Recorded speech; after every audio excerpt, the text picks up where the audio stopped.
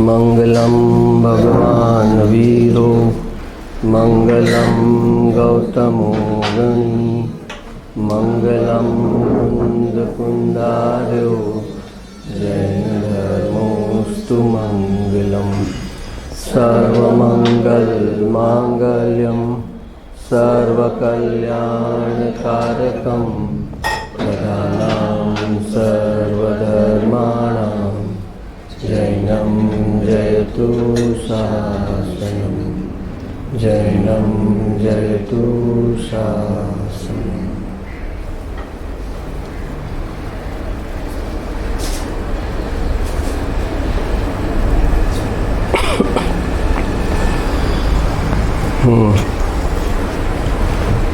बोलो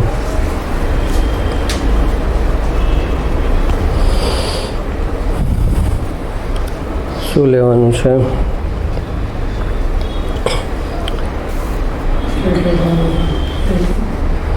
કયું તમે એક મોકલાવેલું ને મને કોઈ?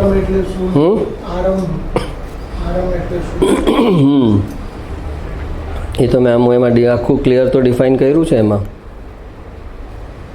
આરંભ અને પરિગ્રહ, આરંભ અને પરિગ્રહ છોડવાના છે.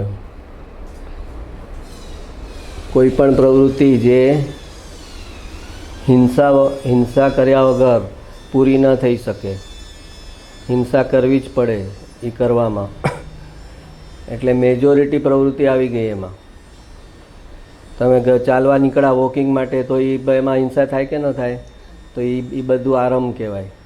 કોઈ પણ પ્રવૃત્તિ એક મિનિંગ એમ છે કે હિંસા થાય. તમે કહો કે અમે બિલ્ડિંગ બનાવવાના છીએ તો એનો આ પ્લાન બનાવ્યો છે, હવે પાયા ખોદશું, તો એ આરંભ કહેવાય. સૌ મુખ્ય આરંભ તો જે પહેલો નિર્ણય કરે કે મારે આ કરવું છે, ત્યાં હિંસા થઈ, પહેલાં સ્વભાવની હિંસા થઈ. મારે આ કરવું છે એમ જે એણે કરતાપણાનો નિર્ણય કર્યો એ ત્યાં જ હિંસા થઈ અને એ આરંભ ગણવામાં આવે છે.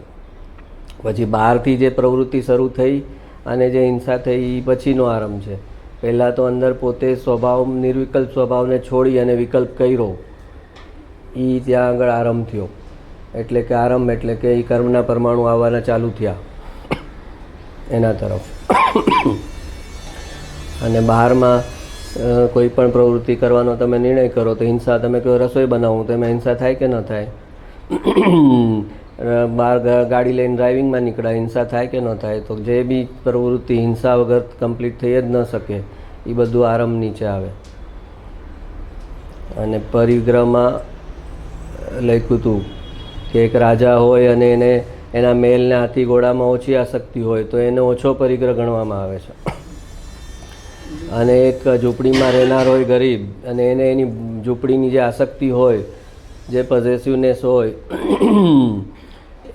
તો એનો પરિગ્રહ વધારે ગણવામાં આવે છે. પરિગ્રહનો આધાર એની પોતાની એ વસ્તુમાં આસક્તિ કેટલી છે. નહીં તો ચક્રવર્તીને કે બહુ પરિગ્રહ છે, 96,000 રાણી છે એટલે ચક્રવર્તીને વધારે પરિગ્રહ છે એમ નથી. એ કે એક રાણી હોય ને એમાં એને આસક્તિ વધારે હોય તો એનો પરિગ્રહ વધારે છે ચક્રવર્તીની 96,000 રાણી કરતાં. એટલે પરિગ્રહનું માપ જૈન ધર્મ એને ઉદયથી કેટલી વસ્તુ છે એના ઉદયમાં એના સાથે એનાથી પરિગ્રહનું માપ નથી નીકાળતા, પણ એના અભિપ્રાયમાં એના પ્રત્યેનું આસક્તિ, એનો મોહ, એનો રાગ કેટલો છે એના પરથી એનો પરિગ્રહ ગણવામાં આવે છે. તો કે આરંભ અને પરિગ્રહ ઓછા કરો. એટલે જે કરવાનો ભાવ છે એ ઓછો કરો અને જોવા જાણવાના ભાવમાં સ્થિર થાવ તો તમે આરંભને છોડો કહેવાય. અને પછી ઉદયથી મળેલી જે વસ્તુઓ છે એમાંથી પોતાની આસક્તિ પાછી ખેંચતા જાઓ. તો કેવું કીધું કે પરિગ્રહ ઘટાડો. પરિગ્રહ ઘટાડો એટલે જંગલમાં વયા ગયા તો પરિગ્રહ ઘટતો નથી. એ જંગલમાં જઈને બી જે વસ્તુ છોડી છે એની સાથે એને યાદ આવ્યા કરે ને આ મેં આટલું છોડ્યું એમ એને યાદ આવ્યા કરે તો એનો પરિગ્રહ જ છે. સાથે સાથે એણે ત્યાગમાં આસક્તિ કરી કે મેં આવો ત્યાગ કર્યો છે. તો પરિગ્રહનો આધાર જે છે એ એની આસક્તિ પર છે, ઉદયથી કેટલું એને છે એના પર નથી. અને આરંભ જે છે એ પોતે કોઈ પણ કંઈ પણ કરવાનો સંકલ્પ કર્યો એ આરંભ છે. હવે આરંભ અને પરિગ્રહને જ ઘટાડે તો એને જે ક્યાં જાય, તો પછી એને પોતાના સ્વભાવ તરફ જવું પડે કે જે જોવા જાણવાનો છે એમાં આમ કરવું એ આવતું નથી, જે થાય એને જાણવું એમ આવે છે. બોલો પછી શું હતું?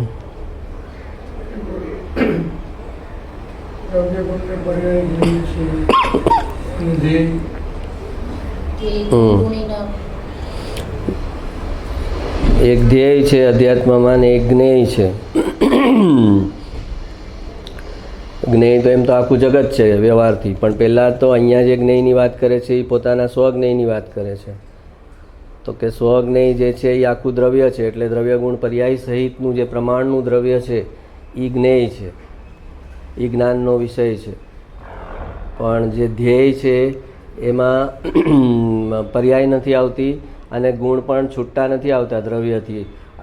અભેદ અનંત ગુણોનો અભેદ પિંડ એક દ્રવ્ય, એ જે દ્રવ્ય છે એમાં ઇનબિલ્ટ અંદર ગુણ આવી ગયા. એ જે દ્રવ્ય છે એ ધ્યાનનું ધ્યેય છે. તો ધ્યેયમાં ખાલી દ્રવ્ય આવે, ગુણો અનંત ગુણો સહિતનું દ્રવ્ય, પણ એમાં પણ એ ગુણને સેપરેટ જોવામાં નથી આવતા. આખા અનંત ગુણોનો એક જ પિંડ છે અને એ આખા દ્રવ્યનું ધ્યાન કરવામાં આવે છે. એ ધ્યાનનો વિષય છે. તો ધ્યેયમાં ખાલી દ્રવ્ય આવે અભેદ એકરૂપ, કે જેમાં ગુણ અને ગુણીનો પણ ભેદ નથી કે આ ગુણ છે અને એની અંદર આ ગુણી છે અને એની અંદર આ ગુણ છે, એમ નથી. આખું ગુણમય જે દ્રવ્ય છે એ ધ્યાનનો વિષય છે. તો હવે એક તરફ દ્રવ્ય રહ્યું ને એક તરફ પર્યાય રહીને આ પર્યાય આ દ્રવ્યને વિષય બનાવે છે.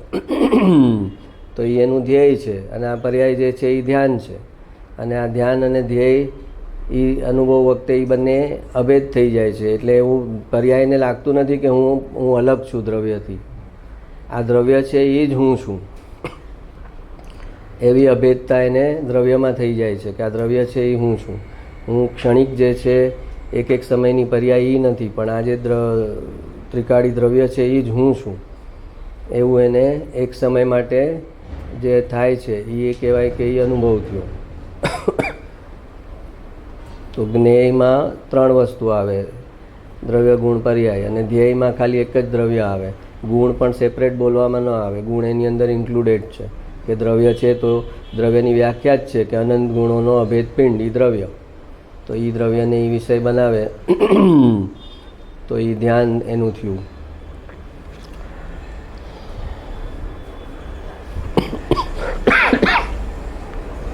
બોલો.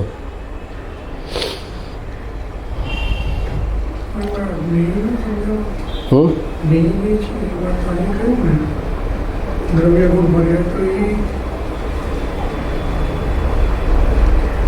તો એમાં જ્ઞાની ભર્યા તો અમે જ્યારે ધ્રુવને નહીં બનાવે છે ત્યારે તો તમે દર્શન થાય.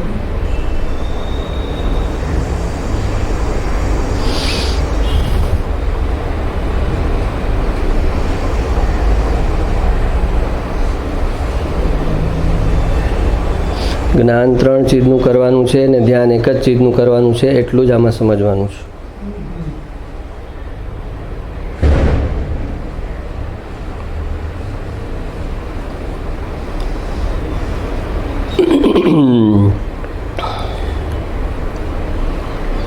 અહીંયા આજે નાખ્યું છે જે વાક્ય ગુરુદેવનું, અરે ધર્મ ઠીક પણ પુણ્ય ક્યાં છે? ધર્મ તો ક્યાંય રહી ગયો. સત્સમાગમ સત્શાસ્ત્રનું વાંચન 2-4 કલાક જોઈએ એવું જે પુણ્ય તેનાય ઠેકાણા નહીં. અરે રે તેને ક્યાં જવું છે? એક તરફ પુણ્યની હે કહે છે, પણ વચ્ચે વચ્ચે બધી જગ્યાએ આવશે કે હજી એને પુણ્યના ઠેકાણા નથી. તો પુણ્યના ઠેકાણા એટલે કે એને 2-4 કલાકનો સ્વાધ્યાય કરે, સત્સંગ કરે તો એને કે હાઈ ક્વોલિટીનું પુણ્ય પણ બને. તો હજી તો એને એ પુણ્યના ઠેકાણા નથી કે એને આવતા જન્મે આ પાછું રિન્યૂ થાય, કોન્ટ્રાક્ટ રિન્યૂ થાય તત્વજ્ઞાનનો. પુણ્ય બી પાતળી ધારવાળું પુણ્ય બને છે. એમાં એની ભૌતિક ઈચ્છાઓ પડી હોય છે એટલે એ બધું પુણ્ય પાછું ભૌતિક પૂતગલમાં કન્વર્ટ થઈ જાય છે. પુણ્યનું કામ છે કે જે પ્રકારે રાગ હોય એ પ્રમાણે પુણ્ય મૂવ થાય. પુણ્યનું કામ છે કે રાગને ફૂલફિલ કરવાનો. તો જેવો રાગ રાખ્યો એ પ્રમાણે પુણ્ય એમાં હેલ્પ કરે. તો જ્ઞાનીઓને ભૌતિક રાગ ઓછો હોય છે તો એને આ ચીજમાં જ એનું આગળ પુણ્ય વપરાય છે. ને ગુરુદેવને કોઈ આવીને સમયસર આપી ગયું તો એમાં એ જથ્થાબંધ પુણ્ય લાગે કે કોઈ આવીને તમને સમયસર આપી જાય. તો એ એમને ભૌતિક સુખોને એમાં એનું પુણ્યનો ભાવ જ ન ગયો હોય. જેટલું પુણ્ય કર્યું એમાં એ ભાવ હોય જ નહીં કે મને ભૌતિક સુખો મળે વધારે. તો પછી પુણ્ય જે હોય જેમાં એવો કોઈ ભાવ ન હોય એ અહીંયા આવે રસ્તે વપરાય કે એને આત્માના રસ્તે જે કલ્યાણ કરનારા નિમિત્ત છે દેવગુરુ શાસ્ત્ર એ એનાથી સુધી સહજતાથી પહોંચી જાય. તો એ પુણ્ય ત્યાં આગળ કામ લાગે છે. તો કે એ પુણ્યના ઠેકાણા નથી હજી એના. મોક્ષની તો વાત દૂર છે પણ મોક્ષના નિમિત્તને એ પામી શકે એવી લાયકાત નથી હજી તો. અને એકવાર નિમિત્ત મળ્યા પછી પાછી જો ના લાયકાતમાં ઠેકાણા નહીં કરે તો પછી તો ઓર વધારે પાછળ જશે.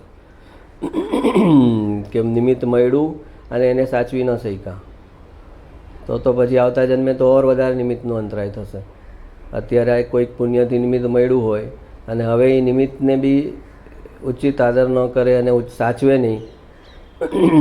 આપણે પુરુષાર્થમાં લખ્યું હતું કે નિમિત્તને સાચવવું એનું નામ પુરુષાર્થ, નિમિત્તને ટકાવવું એનું નામ પુરુષાર્થ.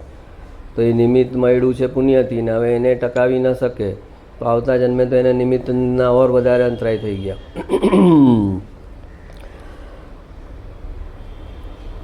એમાં પહેલી લાઈન મહત્ત્વની નથી તો ઓલા કોપી પેસ્ટમાં કટ ન થઈ શકે એટલે મારે ખાલી જે બતાવવું હતું આજ એટલું જ સમજાવું. તો 1000નો પગાર થાય પણ ત્યાં ખર્ચ એટલા. એ તો આગળ કોઈક અમેરિકાનો હતો ભાઈ એનો વાત હતી કે એના આટલા $3500 પગાર છે તો એ ઓછો પડે છે ને એ સમયમાં.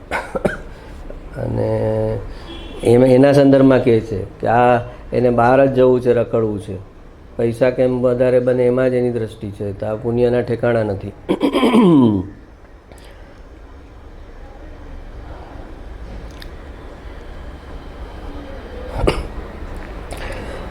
જીનેન્દ્ર દેવ ત્રિલોકનાથ સર્વજ્ઞ પરમેશ્વર વિતરાગના પંથની વાત છે. આ ઉપર સ્વરૂપ કહ્યું ને તેથી જ્ઞેયના કારણે નામ પડ્યા એ જૂઠા છે તેને લક્ષમાંથી કાઢી નાખ. જ્ઞેયને કારણે એટલે અહીંયા એમ વાત છે કે જ્ઞાનની જે 5 પર્યાય છે મતિ, શ્રુત, અવધિ, મન પર્યાય અને કેવળ જ્ઞાન. તો કે એ જે 5 નામ આપે છે એ છે તો જ્ઞાનની પર્યાય અને એ જ્ઞેય અનુસાર એને નામ આપવામાં આવ્યું છે. મતિ જ્ઞાન અમુક વસ્તુને વિષય બનાવે છે તો એને એ મતિ જ્ઞાન કીધું. શ્રુત જ્ઞાન અમુકને વિષય બનાવે છે એને શ્રુત કીધું. તો એ જ્ઞેય અનુસાર નામ પાડેલા છે. મન પર્યાય છે એ મનના ભાવો જાણે છે તો એને મન પર્યાય જ્ઞાન કીધું. અને કેવળ જ્ઞાન 3 લોક 3 કાળને જાણે છે તો ત્યાં કેવળ જ્ઞાન કીધું. પણ એ કે છેલ્લે તો એ જ્ઞાનની પર્યાય છે. તો કે એ જ્ઞાનની પર્યાય જે છે એના જે જુદા જુદા 5 નામ છે એ એમ નહીં જો પણ એને જ્ઞાન છે એમ જો. એ જ્ઞાન જ છે એમ અહીંયા આગળનો સંદર્ભ વાતનો એમ છે. તેથી જ્ઞેયના કારણે નામ પડ્યા એ જૂઠા છે તેને લક્ષમાંથી કાઢી નાખ. આ મારી મતિ જ્ઞાનની પર્યાય, શ્રુત જ્ઞાનની પર્યાય, આ અવધિ જ્ઞાનની પર્યાય. અવધિ જ્ઞાન અમુક વિષયોને અમુક ચીજોને વિષય બનાવે છે તો એનું નામ અવધિ જ્ઞાન આપ્યું છે. મન પર્યાય છે અને કેવળ જ્ઞાન છે. તો કે એ 5 જ્ઞાનની પર્યાય વ્યવહારથી છે પણ હકીકતમાં નિશ્ચયથી તો એ આત્માના જ્ઞાન ગુણની પર્યાય છે. સમયની એની યોગ્યતા જે પ્રમાણે છે એ પ્રમાણેની એની પર્યાય છે. અને અહીંયા પર્યાયો અનેક છે પણ ત્યાં ઓલું દ્રવ્ય તો એક જ છે. તો પહેલાં તો એ એમ આવે કે આ પર્યાય જ્ઞાનની છે. પહેલાં તો પર્યાયમાં એટલા ભેદ છે એમાં જાય છે કે મતિ જ્ઞાનની પર્યાય, શ્રુત જ્ઞાનની પર્યાય. એટલે તો કે પર્યાય પહેલાં તો પર્યાય જે છે એના ત્યાંથી હટવાનું છે. તો એમાં પર્યાયમાં પાછું અનેક છે એમાં એ તો અટવાઈ જાય છે. તો પહેલાં એમાં એમ તો આવે કે આ જે બી છે એ જ્ઞાનની પર્યાય છે. અને એ જ્ઞાનની પર્યાયથી હટીને પછી જ્ઞાયક ઉપર આવે છે કે આ જ્ઞાનની પર્યાય એક સમયની છે એટલે મારે એના પ્રત્યે લક્ષ નથી આપવાનું. અને જે જ્ઞાનની પર્યાય જેમાંથી આવે છે એ જે દ્રવ્ય છે ત્યાં મારી દ્રષ્ટિ મારે અને મારું અહમપણું ત્યાં કરવાનું છે. એમ એને તો પહેલાં તો પર્યાયની જે વિવિધતા છે એનાથી હટાવે છે અને પછી પર્યાયથી હટાવશે. તેથી જ્ઞેયના કારણે નામ પડ્યા એ જૂઠા છે. એટલે આ મતિ જ્ઞાનની ને એની વાત છે. તેને લક્ષમાંથી કાઢી નાખ. એ જ્ઞાન પર્યાય છે એટલું બસ, પણ પર્યાય તરફ લક્ષ નહીં.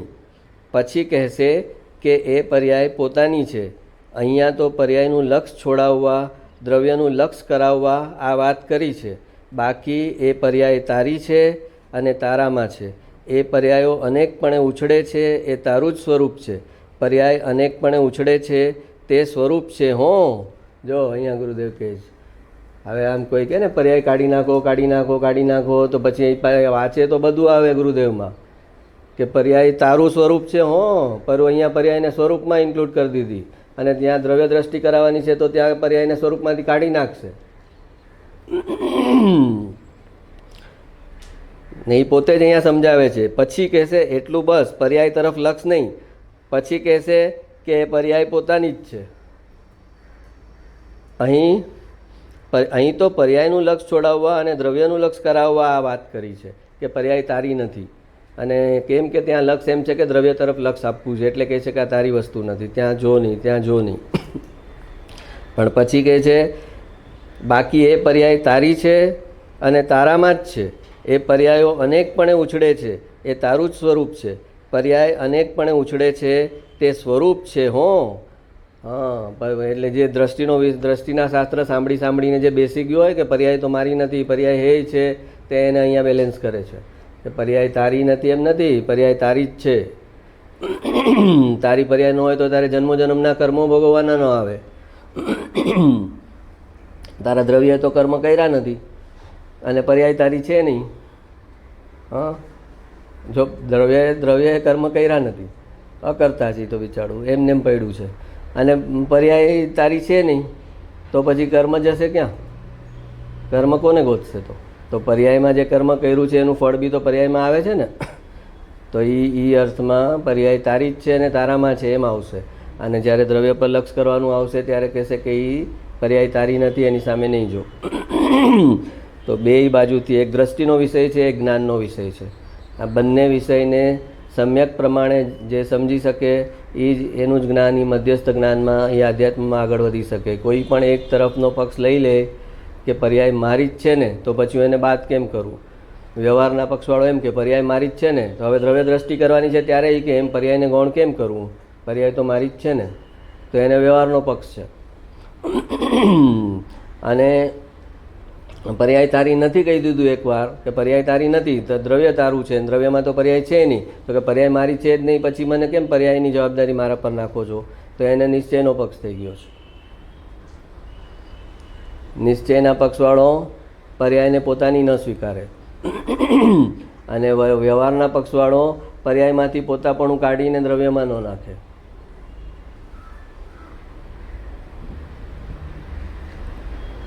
સમજાય છે? હમણાં ગુરુદેવના એક પ્રવચનમાં આવ્યું, આટલું ઝીણું છે એટલે તો ઘડીએ ઘડીએ પૂછીએ છીએ અમે કે સમજાણું કાંઈ, સમજાણું કાંઈ? આટલું ઝીણું છે એટલે જ અમે પૂછીએ કે સમજાણું કાંઈ? કાંઈ ગયું ખરું તારી અંદર?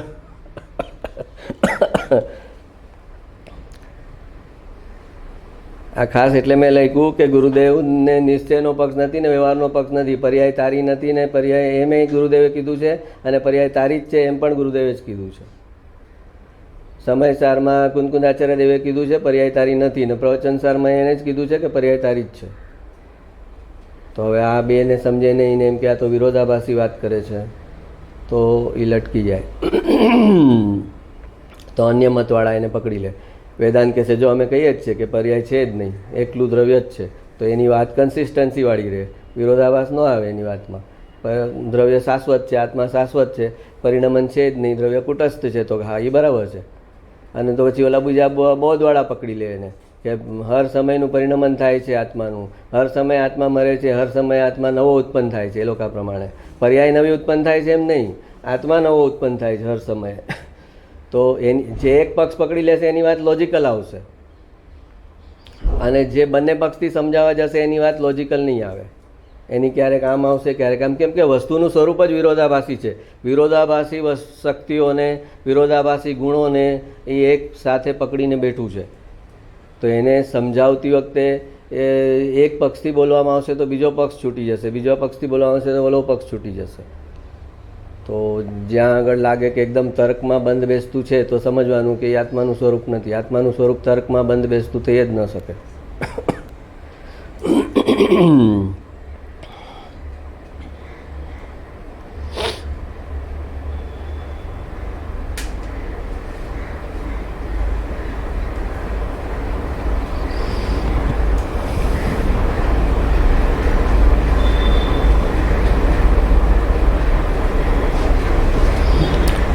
બોલો.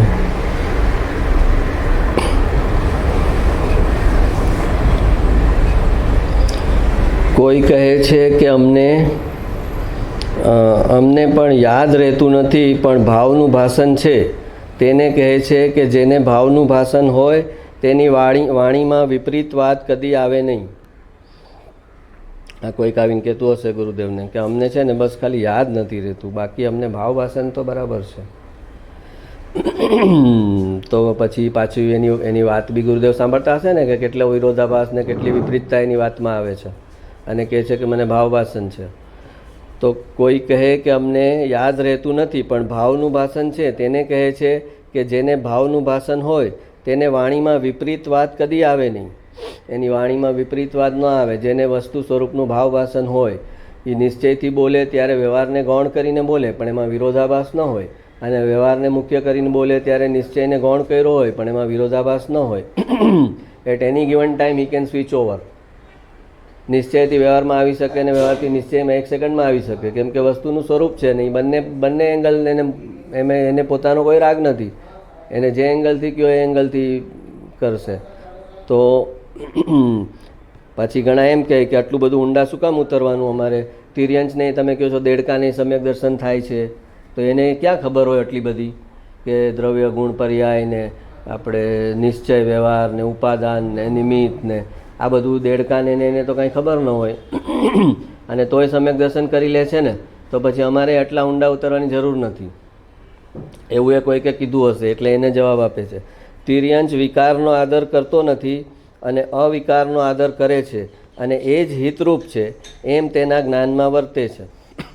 તિર્યંશ બીજું બધું ડિટેલમાં સમજાવી ભલે ન શકે, પણ એના જ્ઞાનમાં વિભાવ અને વિકારનો આદર નથી અને અવિકારનો આદર કરે છે, એટલે કે સ્વભાવનો આદર કરે છે, અને એ જ હિતરૂપ છે એમ તેના જ્ઞાનમાં વર્તે છે.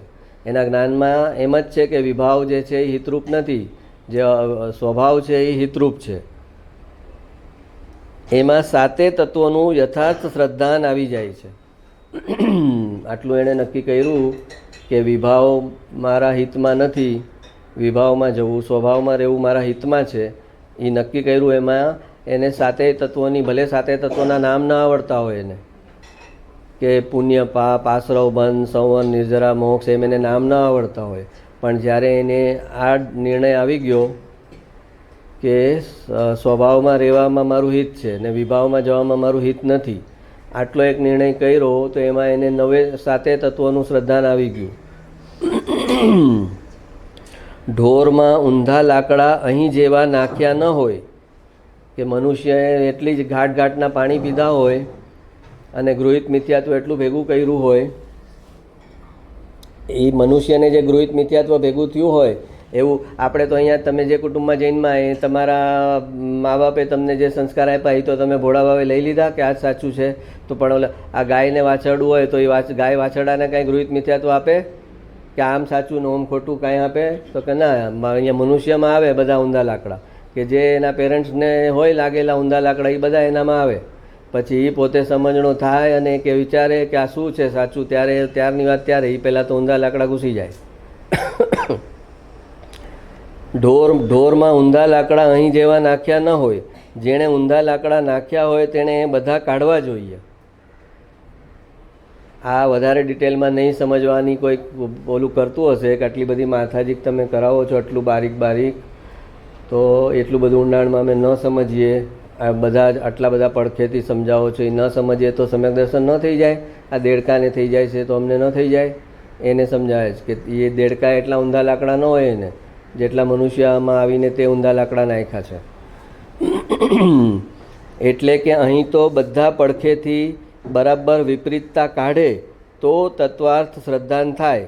તિર્યંશને ભલે વિશેષ જ્ઞાન ન હોય પણ સ્વભાવ વિભાવ અને સ્વ પરનું યથાર્થ શ્રદ્ધાન હોય છે.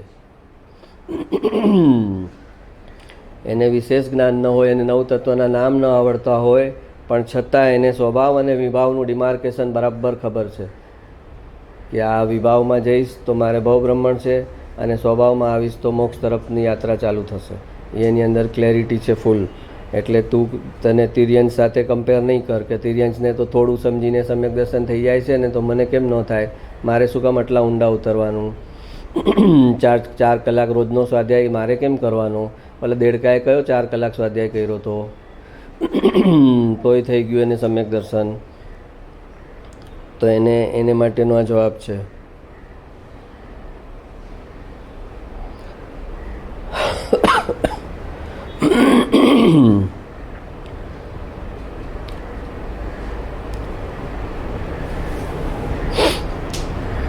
બોલો. અપાત્ર જીવ આત્માની વાત સાંભળે પણ એમાંથી ઉઘાડ જ્ઞાનથી વિશેષ કંઈ જ પામતો નથી. ઉઘાડ જ્ઞાન એટલે ધારણા જ્ઞાન, ક્ષયોપશમ જ્ઞાન.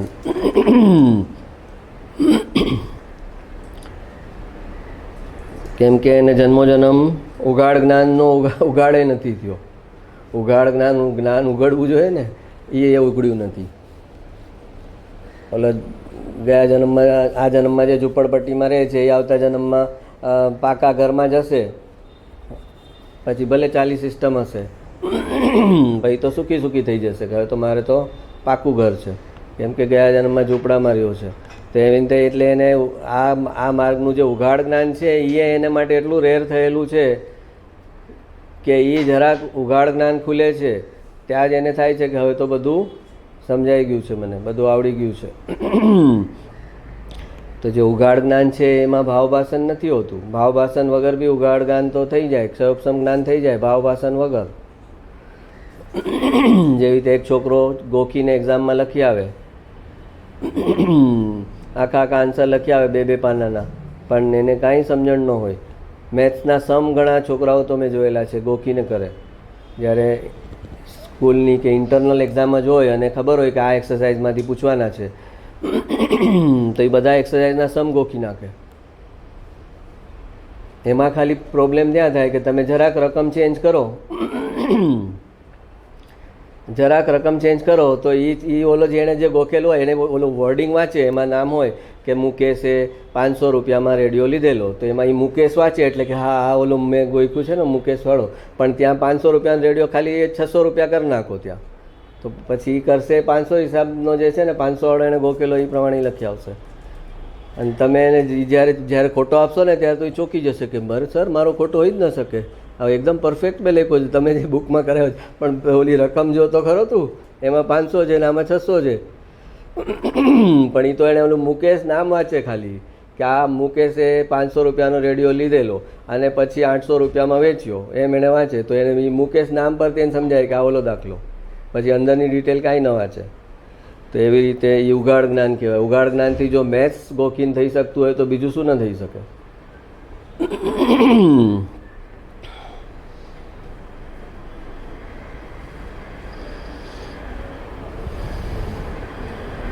એટલે કે છે થોડું સમજ પણ પૂરું ભાવ આત્મસાત થાય, ઊંડાણમાં જાય એવું સમજ. એ તારે કેરી ફોરવર્ડ થશે, આવતા જન્મમાં સાથે આવશે. બહુ બધો ક્ષયોપશમ વધારીશ તો એ સાથે નથી આવવાનો, પણ થોડું બી તે હાર્દ પકડ્યું હશે, ભાવ પકડ્યો હશે, એના ઊંડાણમાં ગયો હોઈશ તો એ તારી સાથે ને સાથે રહેશે.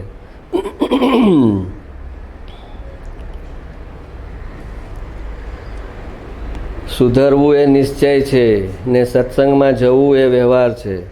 નિશ્ચય વગરનો વ્યવહાર એટલે એકડા વગરના મીંડા. સુધરવું એ નિશ્ચય છે. આ તો સત્સંગમાં જવું એ નિશ્ચય સમજે છે. સત્સંગમાં જવું એ નિશ્ચય સમજે છે તો પણ ઓલા સંસારને છોડ્યો એની સામે આ નિશ્ચય છે. સંસારના પ્રસંગોને છોડ્યા અને સત્સંગમાં ગયો તો આ નિશ્ચય ખરો. પણ હવે અહીં આને દરેક નિશ્ચય જ્યારે આગળ જાય તો એ બદલાઈ જાય, એ વ્યવહાર થઈ જાય, એનો નવો નિશ્ચય થઈ જાય.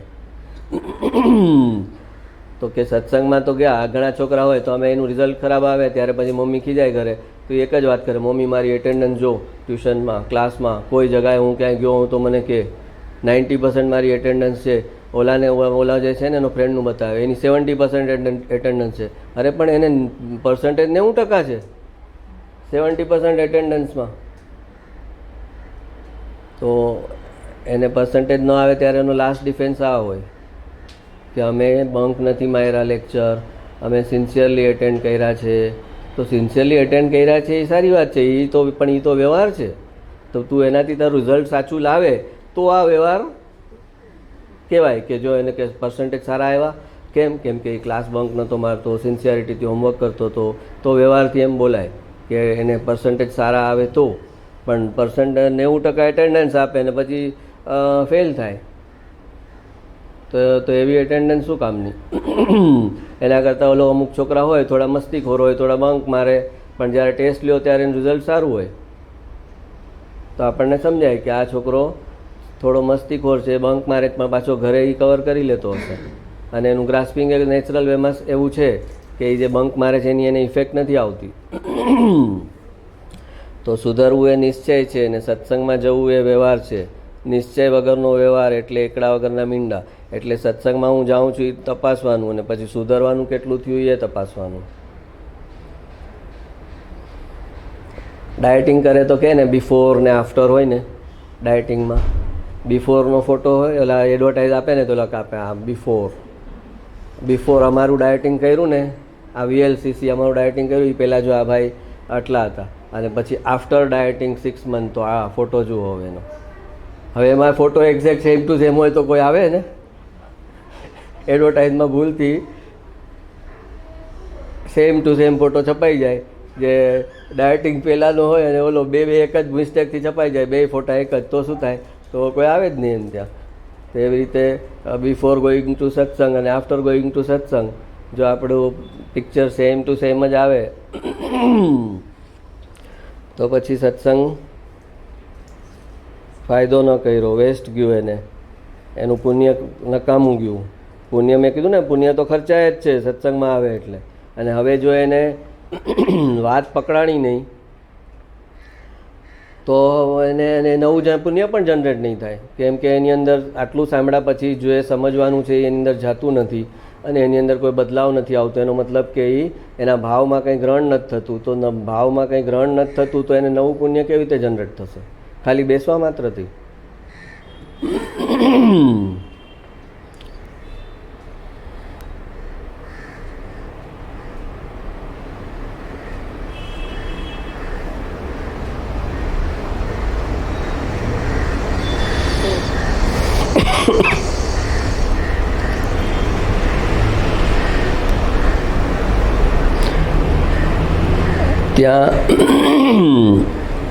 ત્યાં એટલું કહેતા ગુરુદેવનું છે, ત્યાં એટલું કહેતા દ્રવ્યાર્થિક નયથી એક છે. વચ્ચેથી કટ કરું છું, એનો સંદર્ભ આપું છું શું કહે છે કે દ્રવ્યાર્થિક નયથી એમ કહે છે કે વસ્તુ એક છે, એકરૂપ છે. દ્રવ્યાર્થિક નય એટલે કે જે દ્રવ્યને વિષય બનાવે એ દ્રવ્યાર્થિક નય. જે જ્ઞાનની પર્યાય દ્રવ્યને વિષય બનાવે એને દ્રવ્યાર્થિક નય કહેવાય. તો કહે છે કે દ્રવ્યાર્થિક નયથી વસ્તુ એક છે. હવે બેની સિદ્ધિ કરે છે. દ્રવ્ય વસ્તુથી એક છે અને તે પર્યાયથી અનેક છે. પર્યાય નયથી અનેક છે. પર્યાય નથી એમ નથી. જો આમાં એટલું ક્લેરિટીથી ગુરુદેવે સમજાવ્યું. પર્યાય નથી એમ નથી. સમયસાર 11મી ગાથામાં એમ કહ્યું છે કે પર્યાય જૂઠી છે, તેને અભૂતાર્થ કહી. અહીંયા કહે છે અનેક પર્યાય છે તે સત છે. ત્યાં સમયસાર 11 ગાથામાં બીજો હેતુ હતો, અહીંયા બીજો હેતુ છે. ત્યાં સમયસારમાં 11મી ગાથામાં કીધું કે પર્યાય જૂઠી છે, વ્યવહાર જૂઠો છે, પર્યાય સાવ જ વ્યવહાર નહીં ખોટો છે, એ ભટકાવી નાખે છે જીવને. એમ 11મી ગાથામાં એમ કીધું. તો કે ત્યાં હેતુ જુદો છે અને અહીંયા બેયની સિદ્ધિ કરે છે કે દ્રવ્ય પણ છે અને પર્યાય પણ છે. એ આમાં તો જવા દો, પણ જે સમયસારની 11 ગાથામાં કહે છે પર્યાય જૂઠી છે અને એ જ આચાર્ય 15મી ગાથામાં કહે છે કે જે પર્યાયમાં આત્માનો અનુભવ થયો એ તો જૈન શાસન છે, એના પર તો આખો જૈન શાસનનો આધાર છે. એ તો અમારા માટે જૈન શાસન છે, જે પર્યાયમાં આત્માનો અનુભવ થયો એ. કેમ કે એના સિવાય ધ્રુવ શું કરે છે? ધ્રુવથી થોડી જૈન શાસન છે. પર્યાયે ધ્રુવનો અનુભવ કર્યો ત્યારથી એ જે એક એક્ઝામ્પલ ખાલી કે જે પહેલાં તીર્થંકર થયા કે જેમણે આ આગમ રચના પહેલાં કોઈ થયા એવું શોધવું જ મુશ્કેલ છે, શોધી જ શકાતું નથી. પણ એક્ઝામ્પલ ખાલી કે જે તીર્થંકર થયા અને જે સમ્યક દ્રષ્ટિ થયા એણે ફર્સ્ટ ટાઈમ જે ધ્રુવનો અનુભવ કર્યો ત્યાંથી તો જૈન શાસનની શરૂઆત થઈ, ત્યાંથી તો જૈન ધર્મની શરૂઆત થઈ. તો કે પર્યાય જે દ્રવ્યનો અનુભવ પર્યાય કરે છે એ પર્યાય તો અમારા માટે જૈન શાસન છે. તો 11મી ગાથામાં કહે છે પર્યાય જૂઠી છે, અને 15મી ગાથામાં કહે છે કે આખું જૈન શાસન એ પર્યાય પર ઊભું છે. તો પોતાના રાગ અનુસાર એક વસ્તુ પકડી લે કે હવે પર્યાય જૂઠી કીધી જ ને, વ્યવહાર જૂઠો કીધો છે ને, અને એ નિશ્ચયાભાસી એમ કરે, વ્યવહારાભાસી એમ કે જો પર્યાયને જૈન શાસન કીધી છે ને, પર્યાયને જૈન શાસન કીધી છે ને, અહીંયા અટકી જાય, ઓલો ત્યાં અટકી જાય. ભારતીય કે તને ક્યાંય અટકાવવો નથી, એના માટે આ શાસ્ત્ર છે. એટલે બે પડખાથી અમે વાત મૂકીએ છીએ કે તું અહીંયા પણ ન અટકે ને અહીંયા પણ ન અટકે.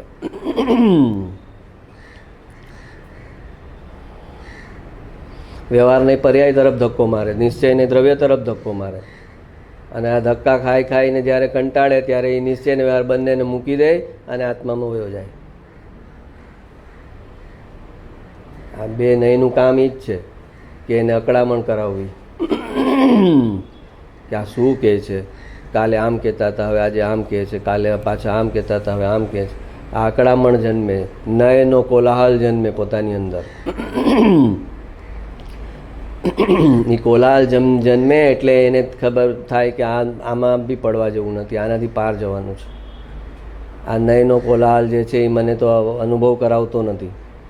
ત્યારે એ જ્ઞાન મધ્યસ્થ થઈ, નિશ્ચય પણ છે, વ્યવહાર પણ છે, બંને એના મધ્યસ્થ જ્ઞાનમાં આવી જાય. એમાં કોઈ મારે બહેસ કરવાની જરૂર નથી, ને આ પક્ષથી બોલવાની જરૂર છે ને ઓલા પક્ષથી બોલવાની જરૂર છે, અંદર વયા જવાની જરૂર છે, એમ સમજીને અંદર વયો જાય. અને પછી એને નિશ્ચયનો વ્યવહાર ચાલુ થાય. અંદર જે વયો ગયો એને નિશ્ચયનો વ્યવહાર ચાલુ થાય. જે અંદર ગયો નથી એને તો મિથ્યાત્વ જ ચાલુ છે, એને નિશ્ચયનો વ્યવહાર હોતા નથી. જેણે આત્માને અનુભવી લીધો નિશ્ચયમાં, એના શુભ રાગને વ્યવહાર કહેવામાં આવ્યો. પણ નિશ્ચયનો અનુભવ કરે નહીં ને શુભમાં રાગમાં જ પડ્યો રહે તો પછી વ્યવહાર નથી ગણાતો, એ તો મિથ્યાત્વ ગણાય છે. હા, તો કે છે સમયસાર 11 ગાથામાં એમ કહ્યું કે પર્યાય જૂઠી છે, તેને અભૂતાર્થ કહી. અહીંયા કહે છે અનેક પર્યાય છે તે સત છે, ત્યાં બીજો હેતુ હતો, અહીંયા બીજો હેતુ છે. ત્યાં પરમ પારિણામિક ત્રિકાળી સ્વભાવ ભાવનો આશ્રય કરતા સમ્યક દર્શન થાય છે, માટે દ્રવ્યને સત્યાર્થ કહી અને મુખ્ય કહી અને તે જ વસ્તુ છે એમ કહ્યું. કેમ કે દ્રવ્યનો આશ્રય કરવાથી સમ્યક દર્શન થાય છે એટલે એને જ સાચું કીધું કે એ જ સત્યાર્થ છે અને પર્યાય જૂઠી છે. પણ દ્રવ્યનો આશ્રય કરવાથી સમ્યક દર્શન થાય છે તો આશ્રય કરનાર પર્યાય તો જોશે ને, આશ્રય કરનાર પર્યાય તો જોશે ને. આશ્રય કરશે દ્રવ્યનો તો કે દ્રવ્ય જ સાચું છે, એનો આશ્રય કરવાથી સમ્યક દર્શન થાય છે ને, પર્યાયનો આશ્રય કરવાથી સમ્યક દર્શન નથી થતું એટલે પર્યાય જૂઠી છે. પણ પર્યાય તો આશ્રય દ્રવ્યનો આશ્રય કરવા માટે પર્યાય જોશે. માટે દ્રવ્યને સત્યાર્થ કહી, મુખ્ય કહી અને તે જ વસ્તુ છે એમ કહ્યું. પર્યાયનો આશ્રય છોડાવવા, પર્યાયને ગૌણ કરીને વ્યવહાર કરીને નથી એમ કહ્યું. પર્યાયનો આશ્રય છોડાવવા, પર્યાયને ગૌણ કરીને વ્યવહાર કરીને નથી એમ કહ્યું. ગૌણ કરીને વ્યવહાર કહીને કહ્યું. વ્યવહારનો અર્થ અસત્ય થાય છે, નિશ્ચયનો અર્થ સત્ય થાય છે.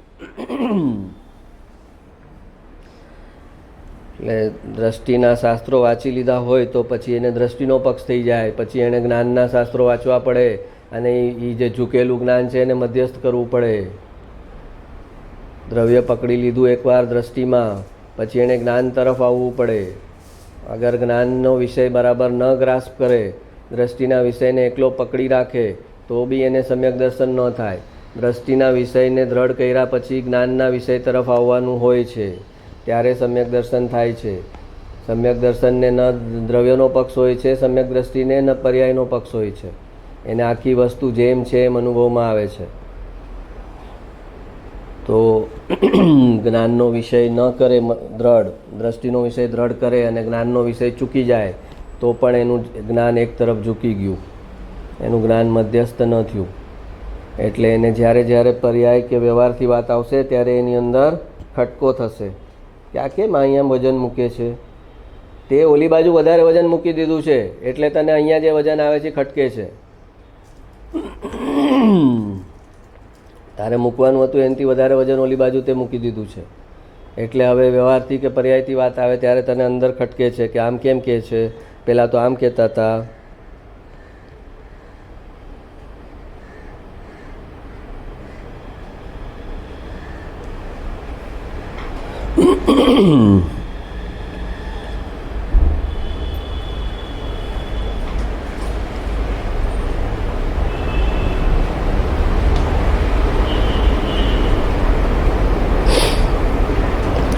અચ્છા, કોણ પૂછતું હતું માર્ગણા સ્થાનનું? કોણ પૂછતું હતું? એવા વિષય હું બહુ એવું જે કામના એટલા પ્રયોજનભૂત નથી હોતા એટલા હું લેવા નથી લેતો. એ બધા કરણાનું યોગ રિલેટેડ વિષય છે, દ્રવ્યાનું યોગનો વિષય નથી, પણ છતાં થોડું ઘણું જાણી લ્યો. હવે માર્ગણા સ્થાન શું છે? માર્ગણા સ્થાન એટલે શું પહેલાં તો, અને એના કેટલા પ્રકાર છે? માર્ગણા 14 પ્રકારના માર્ગણા સ્થાન કહેવાય. 14 ટાઈપ્સ માર્ગણા સ્થાન. જેમ ગુણસ્થાન 14 છે ને એમ માર્ગણા સ્થાન પણ 14 ગણાય. હવે આ માર્ગણા સ્થાન એટલે આમ સિમ્પલ ભાષા, એ શાસ્ત્રની ભાષામાં બહુ કન્ફ્યુઝન કરે. આ માર્ગણા સ્થાન એટલે એમ થાય કે બહુ મોટી કંઈક વસ્તુ છે, પણ એકચ્યુઅલ એનો મિનિંગ છે કે જે જીવ છે એને ભગવાને 14 ટાઈપ્સથી ક્લાસિફાય કરેલો છે. 14 જુદી જુદી ટાઈપથી જીવનું ક્લાસિફિકેશન થઈ શકે છે. એ જે ક્લાસિફિકેશન છે 14 ટાઈપ્સનું, એ માર્ગણા સ્થાન છે. અને એ ગુરુદેવ કહેશે એ માર્ગણા સ્થાન ક્યાં છે, ધ્રુવમાં ક્યાં છે માર્ગણા સ્થાન, એટલે એને ઉડાવી દેશે કે આ એમાં તારે શું લેવા દેવા, તારે માર્ગણા સ્થાન જે છે એ પર્યાયમાં છે, તારે શું લેવા દેવા કે એમાં આટલા ઊંડા ત્યારે ક્યાં ઉતરવાનું, ત્યારે તો દ્રષ્ટિનો વિષય પકડવાનો છે. એમ કરીને પણ એ જ્ઞાનના વિષયમાં આવશે માર્ગણા સ્થાન. તો કે માર્ગણા સ્થાન 14 ક્યાં છે? બધા તો મને જેટલા યાદ છે એટલા કહું છું, બધા યાદ નથી રહેતા મને. તો પહેલાં ગતિ માર્ગણા છે. હવે ગતિ માર્ગણા એટલે આપણે એમ થાય કે આ નવું કંઈ આવ્યું ના, આપણે શીખેલા જ છીએ. અહીંયા નામ આપ્યું ગતિ માર્ગણા સ્થાન. તો કે આપણે કેવી રીતે શીખ્યા છીએ? તો કે નરક ગતિ, તિર્યંશ ગતિ, દેવગતિ અને મનુષ્ય ગતિ, એ ગતિ માર્ગણા સ્થાન. આ 4 પ્રકારે જીવને ક્લાસિફાય કર્યા. જીવ તો જીવ છે ને, તો કે કેવો? તો નરક ગતિમાં છે. જે નરક ગતિનો જીવ નારકી છે, આ દેવગતિમાં છે, આ તિર્યંશમાં ગયો, આ મનુષ્યમાં છે. તો આ ગતિથી ક્લાસિફાય કર્યા જીવને, એ ગતિ માર્ગણા. પછી ઇન્દ્રિયથી ક્લાસિફાય કરે તો ઇન્દ્રિય માર્ગણા. તો કે 1 ઇન્દ્રિય, 2 ઇન્દ્રિય, 3 ઇન્દ્રિય, 4 ઇન્દ્રિય, પંચેન્દ્રિય. તો કે આ ઇન્દ્રિયથી ક્લાસિફાય કર્યા. બધા જીવ આવી ગયા એમાં, એક ઇન્દ્રિયથી લઈને 5 ઇન્દ્રિય સુધી. પછી કાયા માર્ગણા. તો કાયાથી ક્લાસિફાય કરે એટલે કે પૃથ્વીકાય, જલકાય, વાયુકાય, અગ્નિકાય, વનસ્પતિકાય. તો આમાં 5 પ્રકારે ક્લાસિફાય કર્યા, એ કાયાથી કર્યા. પછી છે યોગ માર્ગણા. એ બહુ ડિટેલમાં છે યોગ માર્ગણા. મન વચન કાયાના યોગ જે થાય એના જુદા જુદા પાછા 13-14 પ્રકાર છે, એના પ્રમાણે એનું ક્લાસિફિકેશન થાય. પછી વેદ માર્ગણા. એઝી છે. સ્ત્રી વેદ, પુરુષ વેદ, નપુંસક, એ વેદ માર્ગણા કહેવાય. નરકના જીવો જે છે એ નપુંસક જ હોય. પછી અહીંયા સ્ત્રી, પુરુષ અને નપુંસક મનુષ્યમાં, તો એ એના દ્વારા જીવને ક્લાસિફાય કર્યો ને, બધા જ જીવ આવી જાય એમાં. સ્ત્રી પુરુષને કર્યું એટલે વેદ માર્ગણા. પછી કસાય માર્ગણા. તો 25 પ્રકારના જે કસાય છે, અનંતાનુબંધી ક્રોધ, અનંતાનુબંધી માન, અનંતાનુબંધી માયા, અનંતાનુબંધી લોભ, એ 16. અને પછી ઓલા નો કસાય, હાસ્ય, રતિ, અરતિ, ભય, શોક, જુગુપ્સા, સ્ત્રી વેદ, એ 9. એ કસાયથી ક્લાસિફાય કરે એક વ્યક્તિને, જીવને, કે આ અનંતાનુબંધી લોભવાળો છે, આ અનંતાનુબંધી માનવાળો છે, એ પ્રમાણે જે ક્લાસિફિકેશન થાય એ કહેવાય કસાય માર્ગણા. પછી છે જ્ઞાન માર્ગણા. જ્ઞાન માર્ગણા એટલે 8 પ્રકાર, એના 8 ભેદ છે જ્ઞાન માર્ગણાના. તો કુમતિ જ્ઞાન, કુશ્રુત જ્ઞાન અને કુઅવધિ જ્ઞાન, એ 3. અને પછી સમ્યક દર્શન પછી મતિ, શ્રુત, અવધિ, મન પર્યાય અને કેવળ જ્ઞાન. તો એ 5 ને 3 8, એ થયા જ્ઞાન માર્ગણા. પછી દર્શન માર્ગણા. દર્શન માર્ગણાના પાછા 4 ભેદ છે: ચક્ષુ દર્શન, અચક્ષુ દર્શન, પછી અવધિ દર્શન અને કેવળ દર્શન.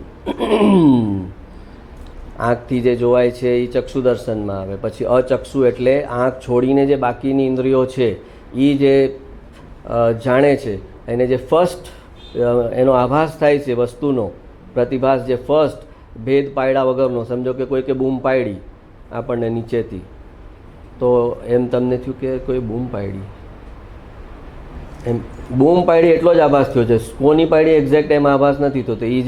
એ જે ફર્સ્ટ જે આવે પ્રતિભાસ થાય ભેદ પડ્યા વગરનો, કે કંઈક અવાજ આવ્યો. ઘણીવાર આપણે કંઈ જોતો શું થયું, કંઈક અવાજ આવ્યો, એ અવાજ આવ્યો પણ એ ક્લાસિફાય નથી થયો કે એ શેનો હતો.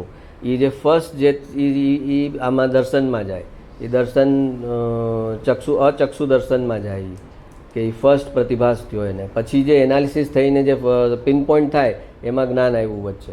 પણ દર્શન ખાલી વસ્તુની હયાતી સ્વીકારે કે કંઈક છે, અહીંયા કંઈક છે. એ જે ફર્સ્ટ જે પ્રતિભાસ થાય આત્માને, એ દર્શનમાં જાય. અને પછી વિશેષ કરીને શું છે એ આવે, એ જ્ઞાનમાં આવે. તો આ જે દર્શન માર્ગણા છે એના 4 પ્રકાર પડે. પછી સંજ્ઞી માર્ગણા એટલે સંજ્ઞી ને એના 2 ભેદ: સંજ્ઞી ને અસંજ્ઞી મનુષ્યમાં. પછી સંજ્ઞી, પછી ભવ્યત્વ માર્ગણા એટલે કે જીવના 2 ભેદ પાડે: ભવ્ય ને અભવ્ય. આખા ટોટલ જીવ રાશિ છે એને તમે 1 સેકન્ડમાં 2 ભેદમાં પાડી શકો, આ ભવ્ય અને આ ભવ્ય, બસ એમાં બધા આવી ગયા. તો એ ભવ્યત્વ માર્ગણા. પછી છે સમ્યક્ત્વ માર્ગણા. એમાં ઉપશમ સંકિત, ક્ષયોપશમ સંકિત, ક્ષાયિક સંકિત, એ બધું એ 5 પ્રકાર છે. એમાં એ સમ્યક્ત્વ માર્ગણામાં આવે. એના દ્વારા ભેદ પડે કે આને ઉપશમ સંકિત છે, આને ક્ષયોપશમ સંકિત છે, આ ક્ષાયિક સંકિતવાળો છે. પછી યોગ માર્ગણા, વેદ માર્ગણા, લેશિયા માર્ગણા. 6 પ્રકારની લેશિયા છે. આત્મા જે અંદર કસાઈ કરે એના દ્વારા આત્માના પરિણામો જે થાય એને પર્ટિક્યુલર ટાઈપની ઇન્ટેન્સિટી મળે, અને એનો પોતાનો એને એ લેશિયા તરીકે આઈડેન્ટિફાય કરે છે. એનો કલર બની જાય પરિણામનો પર્ટિક્યુલર. તો એ 6 પ્રકારની લેશિયા બને: કૃષ્ણ, નીલ, કાપોત, પિત્ત, પદ્મ અને શુક્લ. આમાં ઉત્તરોત્તર પરિણામ સારા થતા જાય. પહેલી 3 છે એ અધોગતિવાળી લેશિયા છે. કૃષ્ણને લેશિયા એટલે અતિશય ક્રૂર હોય, અતિશય ક્રોધવાળો હોય, એના જે લેશિયાના પરિણામ જે આવે એ કૃષ્ણ લેશિયામાં આવે. પછી નીલ એનાથી થોડો સારો હોય, ક્રૂરતામાં એટલે ઓછી ક્રૂરતાવાળો હોય એમ કૃષ્ણ, પછી નીલ, પછી કપોત, અને પછી પિત્તથી જે છે એ સારું ચાલુ થાય: પિત્ત, પદ્મ અને શુક્લ. તો આ લેશિયા જે છે એના દ્વારા ક્લાસિફાય કરે એ લેશિયા માર્ગણા. પછી છે આહારક માર્ગણા. આજે આપણું જે શરીર કહેવાય એ આહારક શરીર, આહાર ગ્રહણ કરીને જે શરીર બને છે ને, અને પછી અનાહારક શરીર, ઓલા મુનિને સમુદ્ઘાત વખતે આ ખભ્ભામાંથી નીકળે એ અનાહારક શરીર હોય. સ્ફટિક જેવું હોય, અડધા હાથનું, અહીંયા ખભ્ભામાંથી નીકળે, ભગવાનની સમોસરણમાં પહોંચે અને પોતાનો પ્રશ્ન પૂછે અને અંતર્મુહૂર્તમાં પાછું આવીને સમાઈ જાય. 48 મિનિટ્સની અંદર એને પાછા આવી જવું પડે. એ અનાહારક શરીર કહેવાય. જે કુંકુનાચાર્ય દેવ એવી રીતે નહોતા ગયા. હા, એ એવી રીતે નહોતા ગયા, એ સદેહે ગયા હતા. પણ મુનિને આવી લબ્ધિ હોય કે પોતાનું ઓલું મોકલાવી શકે શરીર, એ સમોસણમાં જાય, ભગવાનને સવાલ પૂછે, એનો જવાબ લઈ અને પાછું આવે. તો એ આહારક માર્ગણા કહેવાય. મેજોરિટી તો કવર થઈ ગઈ. પણ આખો આ માર્ગણા એટલે શું, એનો અંદાજ તમને આવી ગયો કે આખરે ઇટ ઇઝ જીવનું ક્લાસિફિકેશન છે, જુદી જુદી રીતે.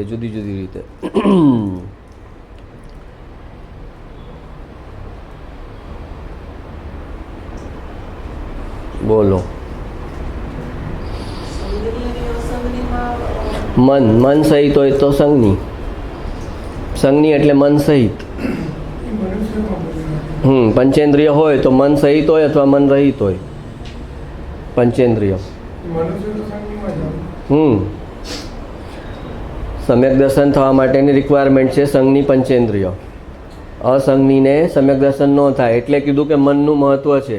સમ્યક દર્શનમાં મનનું મહત્વ કેમ છે, તો કે જો મનનું મહત્વ એક તરફ કહેશે મન છે એ જ રૂકાવટ કરે તને આત્માનો અનુભવ કરવા માટે, એમ કહેશે કે તારું મન છે એ તને આત્માનો અનુભવ કરવા નથી દેતો, એને ડિઝોલ્વ કરવાનું.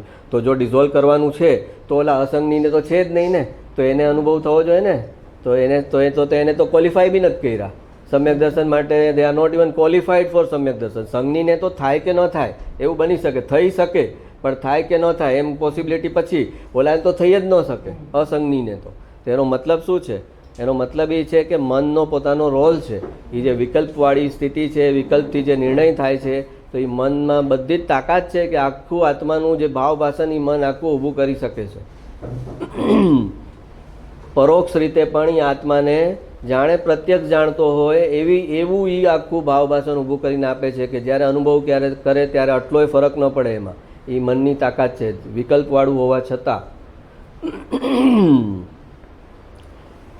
એટલે એ સંગની એટલે જે મન સહિત હોય સંગની. અને પછી ભવ્યત્વ માર્ગણા. ભવ્યત્વ માર્ગણા એટલે બે પ્રકારના જીવ મેં કીધું ને, ભવ્ય ને અભવ્ય. એ ભવ્યત્વ માર્ગણા. પછી હજી એક છે સંયમ માર્ગણા, એ બહુ લાંબી છે, ગોટાળા છે બહુ બધા, એ મને યાદ નથી, આટલું યાદ છે.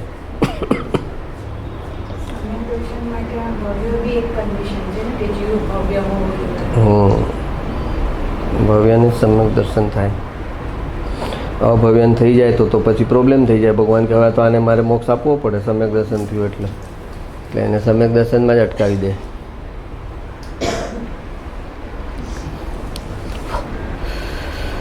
પછી એવી રીતે નિક્ષેપ છે.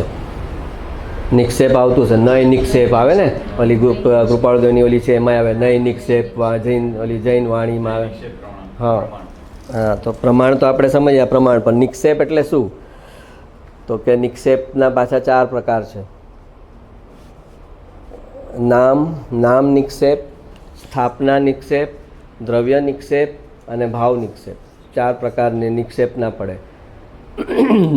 હવે એક જ સમજો, અરહંત. એક અરહંત આપણે નામ લેશું એના દ્વારા આપણે આ ચારેય ચીજ સમજી જશું એકદમ ઇઝીલી. સમજો કે એક વ્યક્તિ છે, એનું નામ અરહંત રાખવામાં આવ્યું છે. એને હરિયન ભગવાનના કોઈ ગુણ નથી, એનું નામ અરહંત છે. જેમ આપણે અમારે ઘાટિયા હતું, એનું નામ હતું કૃષ્ણ, તો કે કૃષ્ણ નથી આવ્યો. આમ બાજુવાળાને પૂછવા જતા કે તમારા વાસણ કરી ગયો કૃષ્ણ? તો કે ના, હજી આવશે હવે.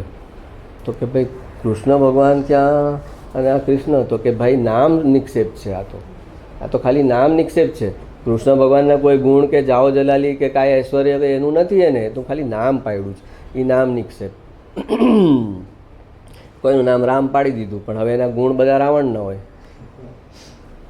તો એને કહેવાય ગુણ સાથે જે ક્યાંય નિસ્બત. નામ નિક્ષેપ ને ગુણ સાથે કોઈ નિસ્બત નહીં. શાંતિલાલ હોય નામ અને હોય એકદમ ઉત્પાત્યા, હા, તો એ નામ નિક્ષેપ કહેવાય. એટલે પછી સ્થાપના નિક્ષેપ. સ્થાપના નિક્ષેપ એટલે હરિયન ભગવાનની આ મૂર્તિ છે, એમાં સ્થાપના કરી, એમ કે ને પ્રાણ પ્રતિષ્ઠા કરી, સ્થાપના કરી. તો શું કર્યું? તો કે સંકલ્પ કર્યો કે આ હરિયન ભગવાનની મૂર્તિ છે, એ કહેવાય સ્થાપના નિક્ષેપ. તો એને પણ જે ઓરિજિનલ હરિયન ભગવાન છે એની સાથે કાંઈ નિસ્બત નથી. એક મૂર્તિ બનાવી છે અને મનથી માની લીધું કે આ હરિયન ભગવાન છે, કે આ સિમંદર સ્વામીની મૂર્તિ બનાવીને આ સિમંદર સ્વામી છે, તો એ કહેવાય સ્થાપના નિક્ષેપ. સ્થાપના નિક્ષેપમાં એ જ છે કે નામ નિક્ષેપવાળો કૃષ્ણ હોય, અરે ઓલો હોય અરહંત, તો એને કોઈ પગે લાગે કે એની પૂજા ન કરે.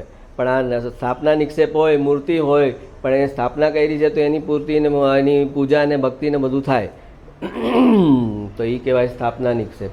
પછી દ્રવ્ય નિક્ષેપ. દ્રવ્ય નિક્ષેપ એટલે કે અરહંત જે છે ભૂતકાળના અને ભવિષ્યના જે અરહંત થશે અને ભૂતકાળના જે થઈ ગયા એનો અત્યારે વર્તમાનમાં ઉલ્લેખ કરવો. તીર્થંકર હોય એવી જ રીતે, જેમ કે મહાવીર સ્વામી તીર્થંકર તો થઈ ગયેલા છે, અત્યારે તો એ સિદ્ધ છે, પણ અત્યારે એનો તીર્થંકર રૂપે ઉલ્લેખ કરવો એ કહેવાય દ્રવ્ય નિક્ષેપ. અથવા તો ગુરુદેવ ભવિષ્યમાં તીર્થંકર થવાના છે એને કહેવાનું કરે ગુરુદેવ તો તીર્થંકરનું દ્રવ્ય છે એમ કહે ને, બેનશ્રીબેનમાં આવે ને તો એ કહેવાય કે નામ અરે દ્રવ્ય નિક્ષેપ કર્યો કે ગુરુદેવ તો તીર્થંકરનું દ્રવ્ય છે, ભવિષ્યમાં તીર્થંકર થવાના છે પણ અત્યારે વર્તમાનમાં આરોપ મૂકીને કીધું કે અરે એ તો તીર્થંકર જેવી જ વાણીનો જોરદાર એમને યોગ છે, તીર્થંકરનો જ જાણે વાણી હોય એવો યોગ છે, એ કહેવાય દ્રવ્ય નિક્ષેપ. અને ભાવ નિક્ષેપ એટલે કે સાચા આર્યન ભગવાન અત્યારે સિમંદર સ્વામી છે અને આ સિમંદર સ્વામી છે એમ કહેવું એ કહેવાય ભાવ નિક્ષેપ. કે જે એના પર આરોપ મૂકવામાં આવ્યો એ પર્યાય એની વર્તમાનમાં જ હોય તો એ કહેવાય ભાવ નિક્ષેપ.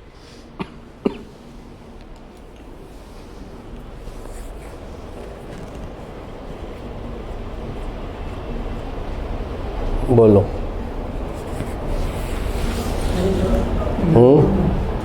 નાઇનની વાત કરી નિશ્ચયની અને વ્યવહારની અને પછી નાઇનનો પીડવાનું.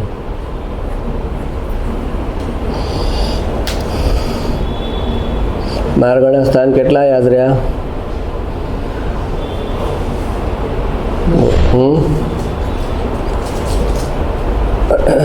કેટલા છે પહેલાં તો માર્ગણા સ્થાન? એમાં ઇઝીએસ્ટ કયું છે?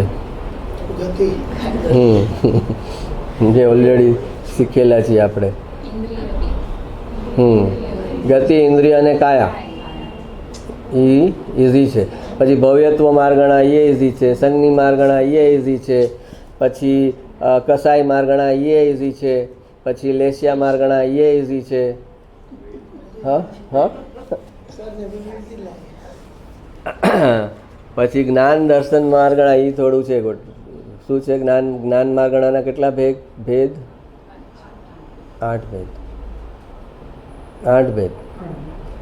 કુમતિ, કુશ્રુત અને કુઅવધિ. અચ્છા, તો કુમન પર્યાય ન હોય?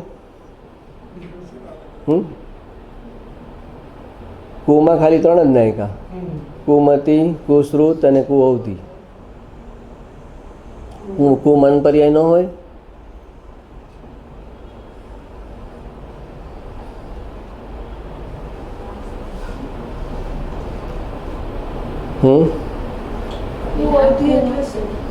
કુઅવધિ એટલે મિથ્યાત્વી જીવોને પણ અવધિ જ્ઞાન થઈ શકે, એ કુઅવધિ કહેવાય. નરકના જીવો છે એ બધાની પાસે અવધિ જ્ઞાન છે, હા, એને કુઅવધિ કહેવાય. એને સમ્યક દર્શન વગર જે જ્ઞાન છે એ એની આગળ કુ લાગે. કુમતિ, કુશ્રુત એટલે મિથ્યાત્વ દશામાં જે શાસ્ત્રનું જ્ઞાન હોય, મતિશ્રુત જ્ઞાન જે હોય એ કુમતિમાં જાય, કુશ્રુતમાં જાય.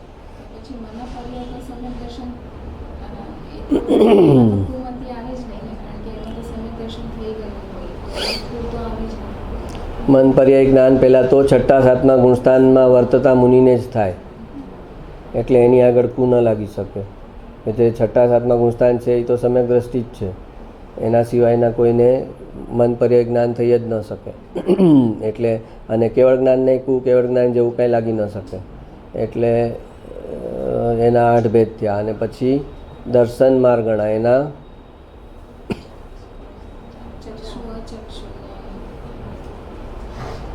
અને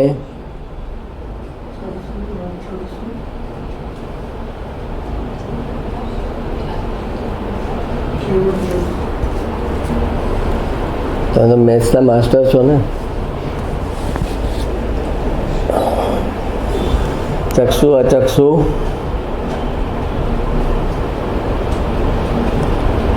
પછી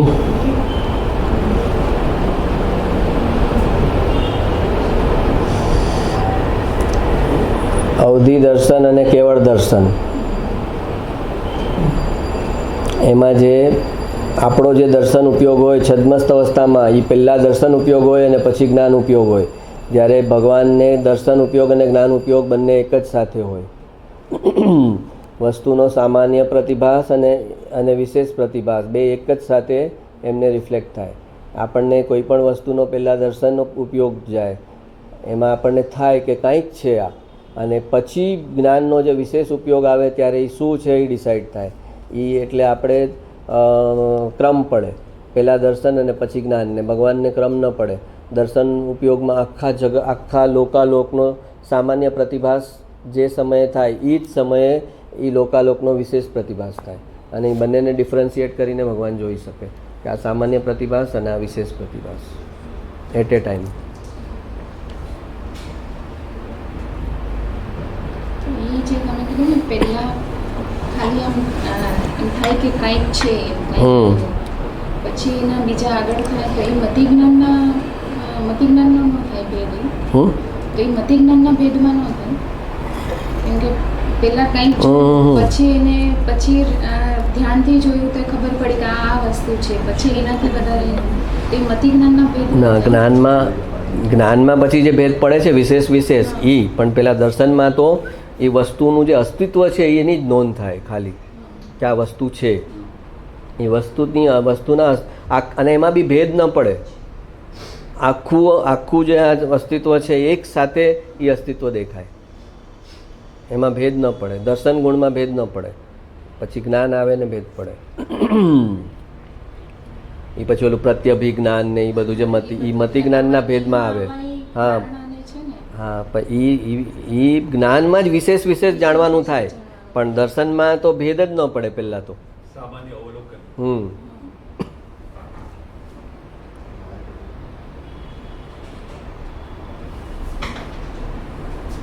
કઈ એનું પાછું કેવળ જ્ઞાનમાં કઈ રીતના કેવળ જ્ઞાનનું જે હમણાં તમે કીધું ને કેવળ જ્ઞાનમાં એવી જરા પાછું કેવળ જ્ઞાન અને કેવળ દર્શન, એટલે કે જે ભેદ નથી પડતા દર્શન અને જ્ઞાનનો સમય. હા, એટલે આખું અસ્તિત્વ છે ને આ છે એમ દેખાય દર્શન ગુણમાં. એમાં ભેદ પાડ્યા વગરનું છે. આ જીવ આ જીવ અવલો જીવ એમ ભેદ ન પડે, પણ આખા અસ્તિત્વની નોંધ આવે કે આખું ફૂલ દર્શન ઉપયોગમાં આખું અસ્તિત્વ દેખાય જેમ છે એમ. અને પછી જે કેવળ જ્ઞાન છે એમાં વિશેષ એક જીવની એક પર્યાયનો ભેદ પડે. કેવળ જ્ઞાનમાં એક જ સમય છે. હા, એ બંને એક જ સમય થાય. આપણને દર્શન ઉપયોગ અને જ્ઞાન ઉપયોગ જે છે એ ક્રમ પડે. એમાં પહેલાં દર્શન ઉપયોગ હોય ને પછી જ્ઞાન ઉપયોગ હોય. હા, ઓલામાં એને જે છે એ એકી સાથે દર્શન ઉપયોગ અને જ્ઞાન ઉપયોગ કેવળ જ્ઞાનને એક જ સમયે હોય, અને આપણે પહેલાં દર્શન ઉપયોગ હોય પછી જ્ઞાન ઉપયોગ હોય.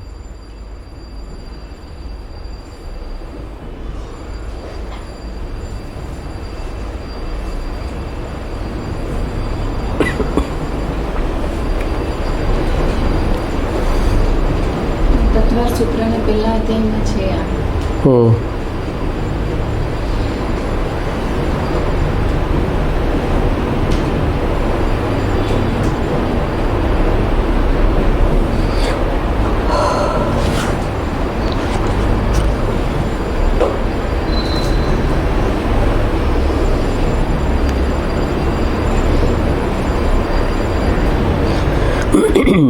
વિશેષ શાસ્ત્ર જ્ઞાન જો તે આત્માના લક્ષ્ય કરવામાં આવે તો તે માર્ગના ચારે પડખા સૂઝવાનું અંદર નિર્મળતાનું કારણ બને છે. તે જ્ઞાન છે વિકલ્પવાળું, પણ અંદર સાથે સ્વલક્ષ હોવાથી તે જ્ઞાનમાં એ જાતની માર્ગની ચારે બાજુના પડખા સૂઝવાની વિશેષતા છે ને. મોક્ષ માર્ગ પ્રકાશકમાં શાસ્ત્રનું ઉદાહરણ આપ્યું છે ને. સામાન્ય શાસ્ત્ર જ્ઞાન કરતાં વિશેષ શાસ્ત્ર જ્ઞાન બળવાન છે, કેમ કે વિશેષ શાસ્ત્ર જ્ઞાનથી માર્ગના ચારે પડખાનો સારી રીતે નિર્ણય થઈ શકે છે. એટલે કે અહીંયા શાસ્ત્ર જ્ઞાનનું મહત્ત્વ સમજાય છે કે જેટલું તું વિશેષ ઊંડાણથી સમજીશ, આત્માનું લક્ષ્ય રાખીને જો શાસ્ત્રનું જ્ઞાન કરશે તો એને આત્માને ચારે પડખેથી સમજવા માટે બહુ જ હેલ્પફુલ થશે. પણ આત્માનું લક્ષ વગર એ જો ચારે પડખેથી સમજવા જશે તો પછી પંડિત બની જશે, ચારે પડખેથી સમજી લેશે, પણ આત્મા જ એના હાથમાંથી છૂટી જશે. પણ આત્માને લક્ષમાં રાખેલો છે અને કોઈ કહે કે હવે અમે સમજી લીધું છે ને, તો કે ના ના, વિશેષ જ્ઞાન કર, ઓર ઊંડું જ્ઞાન કર, ઓર ઊંડું જ્ઞાન કર, તો તારા એ જેટલું તું સમજતો જઈશ એટલું તારું વિકલ્પ ઓછા થતા જશે. તને આખું વસ્તુનું સ્વરૂપ એટલું સામે આવતું જશે કે તને એનું ભાવભાષણ એટલું ક્લિયર હશે કે તને એના માટે પછી કોઈ વિકલ્પ નહીં ઉઠે. અને વિકલ્પ નહીં ઉઠે વસ્તુ સંબંધિત, ત્યારે એ વસ્તુનું ધ્યાન થઈ શકે. વસ્તુને ચારે પડખેથી સમજી ન હોય તો એ ધ્યાન ન કરી શકે, કેમ કે એ વસ્તુ સંબંધિત વિકલ્પ આવ્યા કરે કે તો પછી આનું કેમ હશે, તો પછી ઓલું કેવી રીતે હશે, તો પછી પેલું કેવી રીતે હશે. તો બધા પડખેથી જો સાચા આત્મા સમજે, આત્માને મુખ્ય રાખીને આત્માના લક્ષે, તો કે એને વિશેષ નિર્મળતાનું કારણ બની શકે શાસ્ત્ર જ્ઞાન. અને એ શાસ્ત્ર જ્ઞાનમાં જેટલો સમય રહે એટલો સમય એને સંસારના વિકલ્પોથી બચી ગયો, આર્ત ધ્યાનથી બચી ગયો, અને એને સારું ક્વોલિટીનું પુણ્ય બને આમાં. તો જે એને ફરી પાછું આનું આ સાંભળવા માટે એને આવતા જન્મમાં રિન્યુઅલ થાય, આ ચીજનું કોન્ટ્રાક્ટ રિન્યુઅલ થાય. તે સતમાર્ગને સુગમ કરે છે, માટે ભેદ જ્ઞાનના લક્ષ્ય આગમનો અભ્યાસ કરવા યોગ્ય છે. ભેદ જ્ઞાનના લક્ષ્ય, ભેદ જ્ઞાન એટલે કે એ વાંચતા વાંચતા જ એની સાથે ભેદ જ્ઞાન, શાસ્ત્ર વાંચતા વાંચતા જ શાસ્ત્રથી ભેદ જ્ઞાન. ભેદ જ્ઞાનના લક્ષ્ય આગમનો અભ્યાસ કરવા યોગ્ય છે. એટલે કે એ જે અભ્યાસ કરે શાસ્ત્રનો, એમાં એનું એકત્વ હમપણું ન હોવું જોઈએ. એનું લક્ષ્ય હોવું જોઈએ કે આ મારી વસ્તુ નથી, એમ ભેદ જ્ઞાન કાર્યરત હોય સાથે સાથે, તો પછી એને આગમનો અભ્યાસ કરવા યોગ્ય છે. શાસ્ત્ર જ્ઞાનમાં સાથે જે વિકલ્પો છે તે કાંઈ બળવાન એટલે કે શુદ્ધિનું કારણ નથી, પણ અંદર ભેદ જ્ઞાનનું લક્ષ હોવાથી તે કાળે આત્માના આશ્રયે જે સંસ્કાર દ્રઢ થતા જાય છે તે જ બળવાન છે અને તે જ શુદ્ધિનું કારણ છે. એ વિશેષ શાસ્ત્ર જ્ઞાન કરે ને એમાંથી વિકલ્પો જન્મે, એ શુદ્ધિનું કારણ નથી,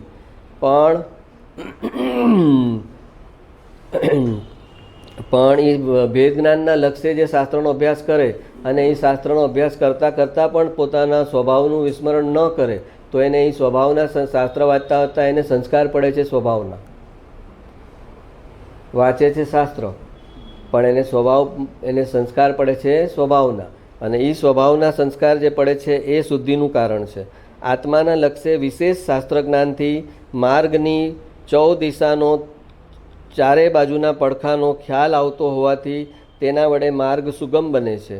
માર્ગનો અવિરોધપૂર્વક સાચો ખ્યાલ સરળતાથી આવી શકે છે.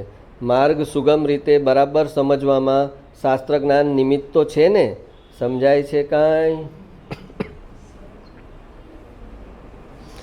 શાસ્ત્રનો મહિમા કરવાનો હશે તો આમ કહેશે, પછી એના તો એની ઉથાપના કરવાની હશે તો ઓમ કહેશે. તો એમાંથી બધા જે સમયે જે સમજાવતા એ સમજે, એ ન્યાલ થાય. પણ પછી વચ્ચે ઓલું લઈ આવે કે તમે કીધું તું શાસ્ત્રમાં રમતી મુનિની બુદ્ધિ વ્યભિચારિણી છે. હા, તમે તો આમ કીધેલું ને કે શાસ્ત્રમાં જે બુદ્ધિ રમતી રહે છે એ તો વ્યભિચાર કરે છે, પ્રમાદ કરે છે.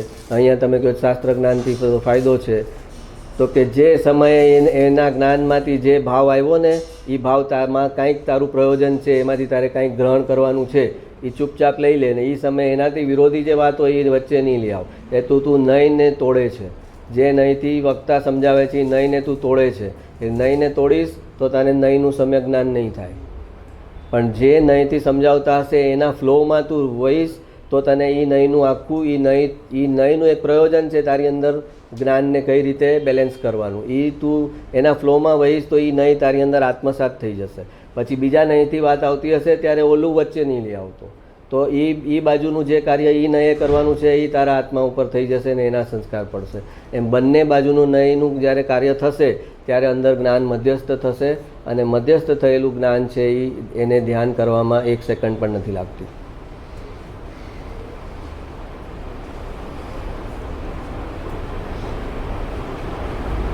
પણ મેજોરિટી માણસો સાંભળતી વખતે મન ચાલુ રાખીને સાંભળે, એટલે એ જે સાંભળે એને કોરિલેટ કરે કે આવું પરમ દિવસે અહીંયા આવ્યું હતું, આ ઓલા ગુરુદેવના પ્રવચનમાં આમ આવ્યું હતું, અરે અમે ઓલું વાં સાંભળવા જતા હતા ત્યાં આમ જ આવ્યું હતું. એ એમ કરે એનો મતલબ થઈ ગયો કે એ મનને ઓન રાખીને સાંભળે છે અને એ ખાલી કોરિલેટ કરે છે. એની અંદર ઓલા આ ચીજ અહીંયા આવી હોય, એ ગુરુદેવે પ્રવચનમાં સમજો કે આજ સવારના પ્રવચનમાં બોલ્યા હતા, બરાબર, સારી વાત છે.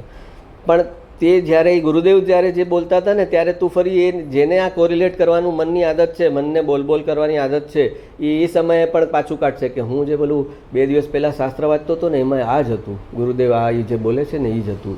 તો તું ક્યાં છો? તું વર્તમાનમાં છો જ નહીં, તું આ ક્ષણમાં વર્તમાનમાં મોજૂદ જ નથી. અને કાર્ય તો વર્તમાનમાં જ થાય છે. તો જે વર્તમાનમાં ઊભો રહે એને એ ગુરુદેવે આજે બોલે છે ને એના 4 દિવસ પહેલાંના શાસ્ત્રમાં આવ્યું એની અરે નિસ્બત નથી. અત્યારે ગુરુદેવ બોલે છે, અત્યારે ગુરુદેવ આ બોલે છે ને એ મારી અંદર મન વચ્ચે લાવ્યા વગર જો અંદર જાય તો એ જે ગુરુદેવની જે ભાવ સ્થિતિ ને આત્મસ્થિતિ છે એ મારી થઈ જાય. પણ હું વચ્ચે મનને લાવું છું કે આવું જ હતું, આ મેં નિયમસારમાં વાંચ્યું હતું એ જ હતું, આ પ્રવચનસારમાં પણ સેમ આવ્યું. હવે એ શું કરે છે? ન એણે એ ગુરુદેવનું શાસ્ત્ર વાંચ્યું હતું ત્યારે એને એ ચીજનો જે ફાયદો થવો જોઈએ અંદર એ થયો હતો, ન ગુરુદેવનું પ્રવચન સાંભળ્યું ત્યારે એણે લીધું, અને હવે અહીંયા જ્યારે આવ્યું ત્યારે પણ એણે કીધું આવું જ ગુરુદેવ બોલતા હતા એટલે ન અહીંયા એણે લીધું. કોઈ જગાએ તેણે લીધું નથી. એણે એક પણ જલેબી ખાધી નથી. પણ જેવી જે જલેબી આવી તો કે હરિભાઈ જેવી હરિભાઈની આવી જ આવે છે. હા, બસ એટલું કર્યું એણે. હરિભાઈ અમારા ઘાટકોપરવાળાની સેમ આવી જોઈ, પણ તે ચાખી તો કે ના, નામ જોઈને જ ખબર પડે કે હરિભાઈની આવી જોઈ છે. એટલે એ દરેક જગાએ ખાલી કોરિલેટ કરે અને એ કોરિલેટ કરીને એમ સાબિત કરે કે મને આ જ્ઞાન આત્મસાત થઈ ગયું છે. આ જ્ઞાન મને આત્મસાત થઈ ગયું છે. તો કે કોરિલેટ કરવા માટે આત્મસાત કરવાની જરૂર નથી, તો બારોબાર થઈ શકે. તો મનને બંધ કરીને કેમ સાંભળવું? સત્સંગમાં ફ્રી તમને ફેસિલિટી મળે છે તમારા માઇન્ડની સ્વિચ ઓફ કરવા માટે. એકલા બેસીને માઇન્ડ ઓફ કરવા માગો તો મન કેટલું બળવો કરે, કેટલા વિચારો આપે, કેટલું તંગ કરે. અને અહીંયા આગળ એક વ્યક્તિ બોલી રહી છે, તમે ખાલી એમાં ધ્યાન આપો છો તો તમારું માઇન્ડ ઓફ થઈ ગયું. ત્યાં એ માઇન્ડ ઓફ થઈ ગયાનો આ 1.5 કલાકનો ફાયદો છે. અને એ જો માઇન્ડ એ ચાલુ રાખે ત્યાં તો એને તો એ ફાયદો ગયો હાથમાંથી. પણ એ માઇન્ડ ક્યારે ખાલી રહે? પેલું એકલામાં ખાલી બેસીને સબકોન્શિયસ ખાલી કર્યું હોય તો ખાલી રહી શકે, વર્તમાનમાં તો રહી શકે.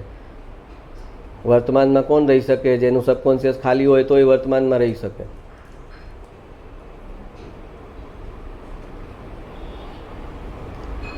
એટલે કોઈ પણ વાતને કોઈ પણ વાત સાથે મેં આ ગુરુદેવના શાસ્ત્ર વાંચશો તો કેટલી વાત રિપીટ છે, કેટલી વાત રિપીટ છે. હા, હર પ્રવચનમાં એકની એક વાત રિપીટ છે. જો એવી રીતે કોઈ વાંચવા માગે ગુરુદેવને તો એ તો થાય, એ તો ફોગટ ગયો એનું. તારે તો એ પહેલી વાર વાંચતો એમ વાંચવાનું છે. ગુરુદેવ 5000 વાર લખ્યું છે દયાદાન, પૂજા, ભક્તિ, જાત્રા, આ તો બધું જૂઠ છે, વ્યર્થ છે, આ તો પુણ્યનો રાગનો બંધ પડવાનો છે, આનાથી મોક્ષ નથી. આવું 500 વાર લખ્યું હશે. એટલે તમે જ્યારે આવે ત્યારે આ તો ચલો સ્કીપ કરો, આ તો આગળ છે. કેમ? પણ તારી અંદર કે ગયું છે એ ચીજ, એ વાક્ય તારી અંદર આત્મસાત થઈ ગયું છે, એનું ભાવભાષણ થઈ ગયું છે. જેમ ઓલું કીધું કે મિથ્યાત્વમાં મોટો રોગ છે, તો કે હા એ તો ખ્યાલ છે. હા, તો દીપકભાઈ 2010થી બોલે છે મિથ્યાત્વ મોટો રોગ છે. પણ એક વાર બી સાંભળે એ વર્તમાનમાં ઊભીને મનને વચ્ચે લાવ્યા વગર કે મિથ્યાત્વ 18 પાપ સ્થાનક છે, એનાથી મોટો ભયંકર રોગ મિથ્યાત્વ છે. તો કે એને લાગે, આમ ઘા વાગે કે આ શું કહે છે.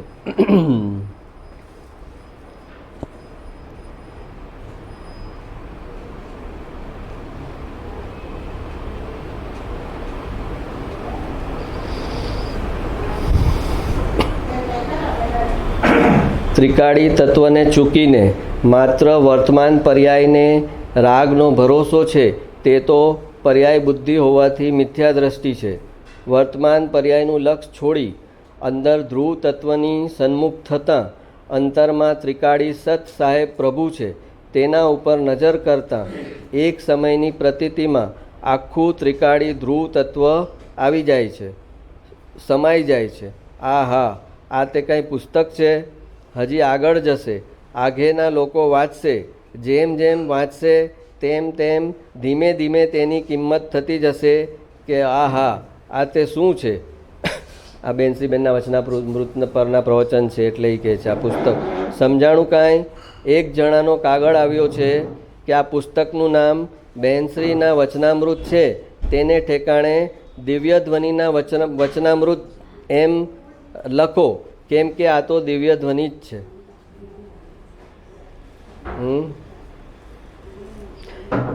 ગુરુદેવ કહે કોઈકનો પત્ર આવ્યો છે. આવું બધું એ પ્રવચનમાં કેમ બોલતા હતા, એની અંદર જ એટલો ઉત્સાહ ઉછળે છે કે હા જો આ એક ભાઈનો પત્ર આવ્યો જો એ કહે છે, હું કહું છું ને એને પોતાની સાથે મેચિંગ થાય છે ને એટલે એ કહે છે કે આ જો મારી અંદર જે છે એ જ આ માણસ કહે છે કે આનું નામ દિવ્ય ધ્વનિના રાખો ને, આ તો દિવ્ય ધ્વનિના વચનામૃત છે.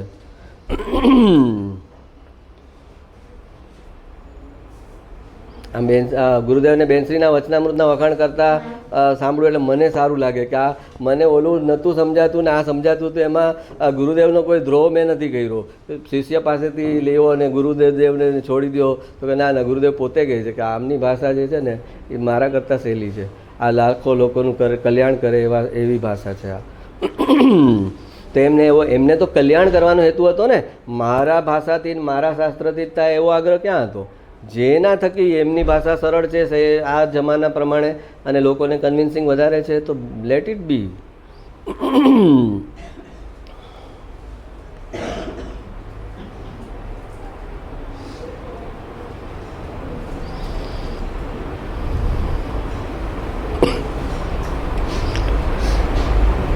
જે શાંતિને ઝંખે છે એને સાચું સુખ મળી જાય છે, પણ જે સુખને ઝંખે છે એને સુખનું મૃગજળ દોડાવતું જ રહે છે.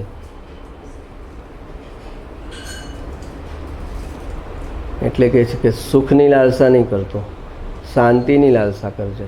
કરવી હોય તો મને શાંતિ જોશે, મને મગજમારી નહીં ચાલે, મને ઘોંઘાટ નહીં ચાલે, મને તો એમાં સુખ આવી જશે. એ શાંતિમાંથી આત્માનું સુખ આવશે. પણ સુખ પાછળ ભાગીશ તું તો એ સુખ તો જે છે એ ઓલા મૃગજળ રણની અંદર મુસાફિર ચાલતો હોય ને તો એને જે ઓલું ઓએસિસ નહીં, ઓએસિસ એટલે તો રિયલ વોટર, મિરાજ.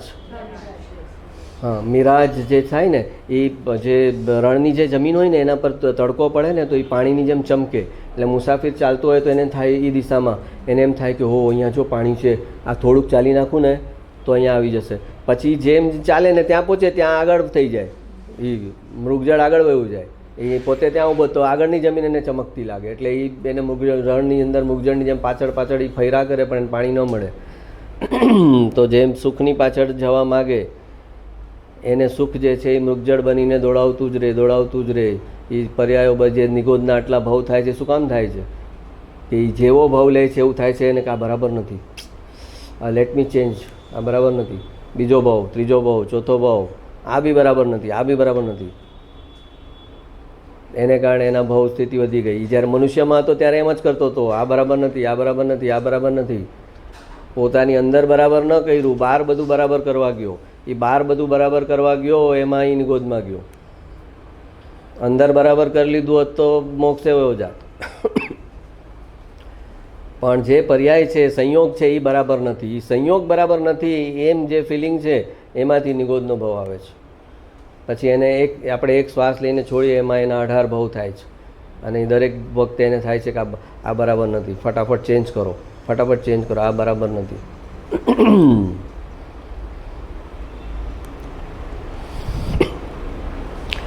અનુભવ વખતે આત્માના અનંત ગુણોનું અંશે શુદ્ધ પરિણમન થાય છે. તેને કૃપાળુદેવે સર્વગુણાંશ તે સમ્યક્ત્વ કહ્યું છે. કૃપાળુદેવનું આ ફેમસ વાક્ય છે, સર્વગુણાંશ તે સમ્યક્ત્વ. એટલે કે સર્વગુણોનો અંશ સમ્યક દર્શન વખતે વેદનમાં આવે છે. સર્વગુણોનો શુદ્ધ થયેલો પ્રપોર્શનેટ અંશ, બધા ગુણો પ્રપોર્શનેટ શુદ્ધ થયા છે એક સમ્યક દર્શન થવાને કારણે. અને એ અનંતે અનંત ગુણોમાં જે શુદ્ધિ ઉત્પન્ન થઈ સમ્યક દર્શનને કારણે એ અનંત ગુણોનું શુદ્ધ પરિણમન વેદનમાં આવે છે સમ્યક દર્શન વખતે. એટલે કીધું સર્વગુણાંશ તે સમ્યક્ત્વ. ખાલી શ્રદ્ધા ગુણ ચોખ્ખો થયો છે એમ વાત નથી, પણ એની ઇફેક્ટ બધા ગુણો પર પડી છે અને એટલે અંશે પ્રપોર્શનેટ બધા જ ગુણોનું શુદ્ધ પરિણમન જે થયું અને એનું વેદન આવ્યું એ જે છે એ સર્વગુણાંશ તે સમ્યક્ત્વ.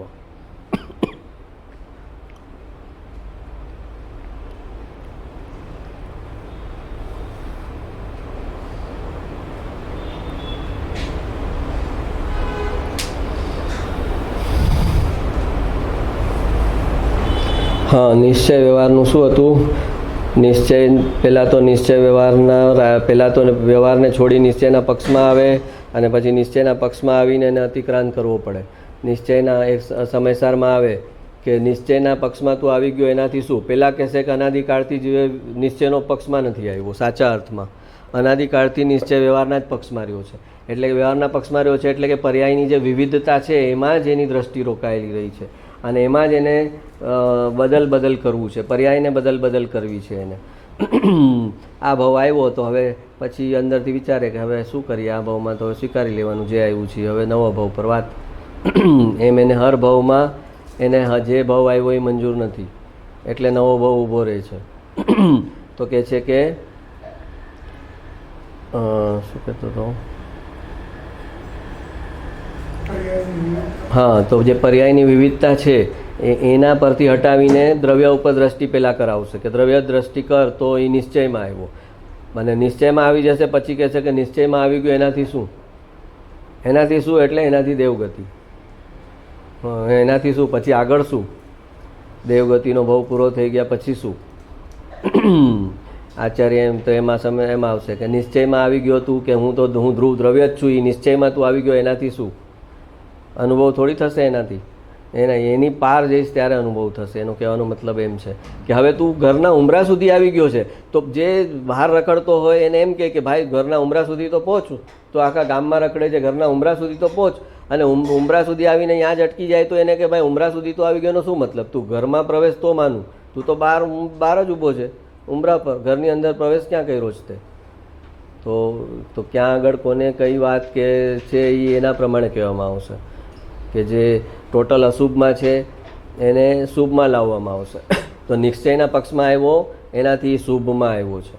ધ્રુવ દ્રવ્યને વિકલ્પથી મારું કહેવું એ ઉત્કૃષ્ટ શુભ છે કે જે વસ્તુ છે એને પોતાની કહે છે તો એ એનાથી ઉત્કૃષ્ટ પુણ્ય બને છે. નિશ્ચયનો જે વિકલ્પ છે કે આ ધ્રુવ દ્રવ્ય હું છું એનાથી એને ઉત્કૃષ્ટ પુણ્ય બને છે. તો કે એનાથી શું? દેવગતિનો ભાવ કરીશ પછી શું?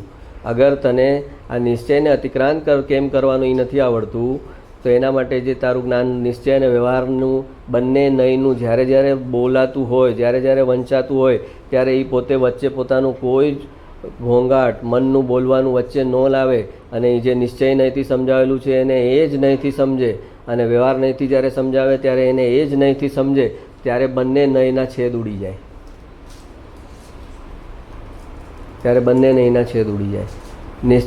નિશ્ચયનો વિરોધ ન કરે સાંભળતી વખતે વ્યવહારથી, એટલે વિરોધ કરે છે એટલે એને નિશ્ચયનું સમ્યક જ્ઞાન નથી થતું. પછી વ્યવહારથી જ્યારે આવશે ત્યારે એમાંય વિરોધ કરે છે કે આ તો પણ આપણે તો ધ્રુવ દ્રવ્ય છે ને, આ તો પર્યાયની વાત કરે, ધ્રુવ દ્રવ્ય છે ને. પછી જ્યારે ધ્રુવ દ્રવ્ય કહેશે તો કે પર્યાય પણ છે તો ખરી ને. જ્યારે ધ્રુવ દ્રવ્ય કહેશે ત્યારે કહેશે પણ પર્યાય પણ છે તો ખરી ને. પછી જ્યારે વ્યવહારથી કહેશે પર્યાય તારી જ છે પણ આમ તો ધ્રુવ દ્રવ્ય છીએ ને આપણે. એટલે શું થયું? એને બેમાંથી કોઈ નયનું જ્ઞાન એની અંદર ન ગયું. તો બંને નયનું શાંતિથી જે કંઈ અપાઈ રહ્યું છે, આચાર્ય જે પણ આપી રહ્યા છે એ સમજણપૂર્વક જ આપી રહ્યા છે. મારે તો આચાર્યની જે વાણી છે, જે શબ્દો છે એની સાથે ફ્લો થવાનું છે. એ સમયે મારે એનો વિરોધી ભાવ વચ્ચે નથી લાવવાનો, એ વિરોધી નય વચ્ચે નથી લાવવાનો. એ નિશ્ચય નયથી બોલે છે ને સમજાવે છે તો મારે એની સાથે ફ્લોમાં જવાનું છે. પછી એ જ્યારે વ્યવહારથી સમજાવે ત્યારે એના એ વ્યવહારના ફ્લોમાં જવાનું છે. અને એ જે ફ્લો સાથે આચાર્યના ફ્લો સાથે જાય તો આચાર્યને બંને નય અતિક્રાંત કરેલા છે તો આને પણ અતિક્રાંત થઈ જાય.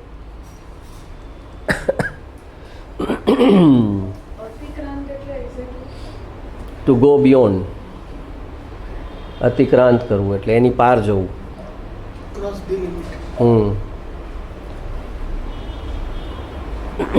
અને એ બંને નય અતિક્રાંત કરે તો પછી સીધો જાય આત્મામાં.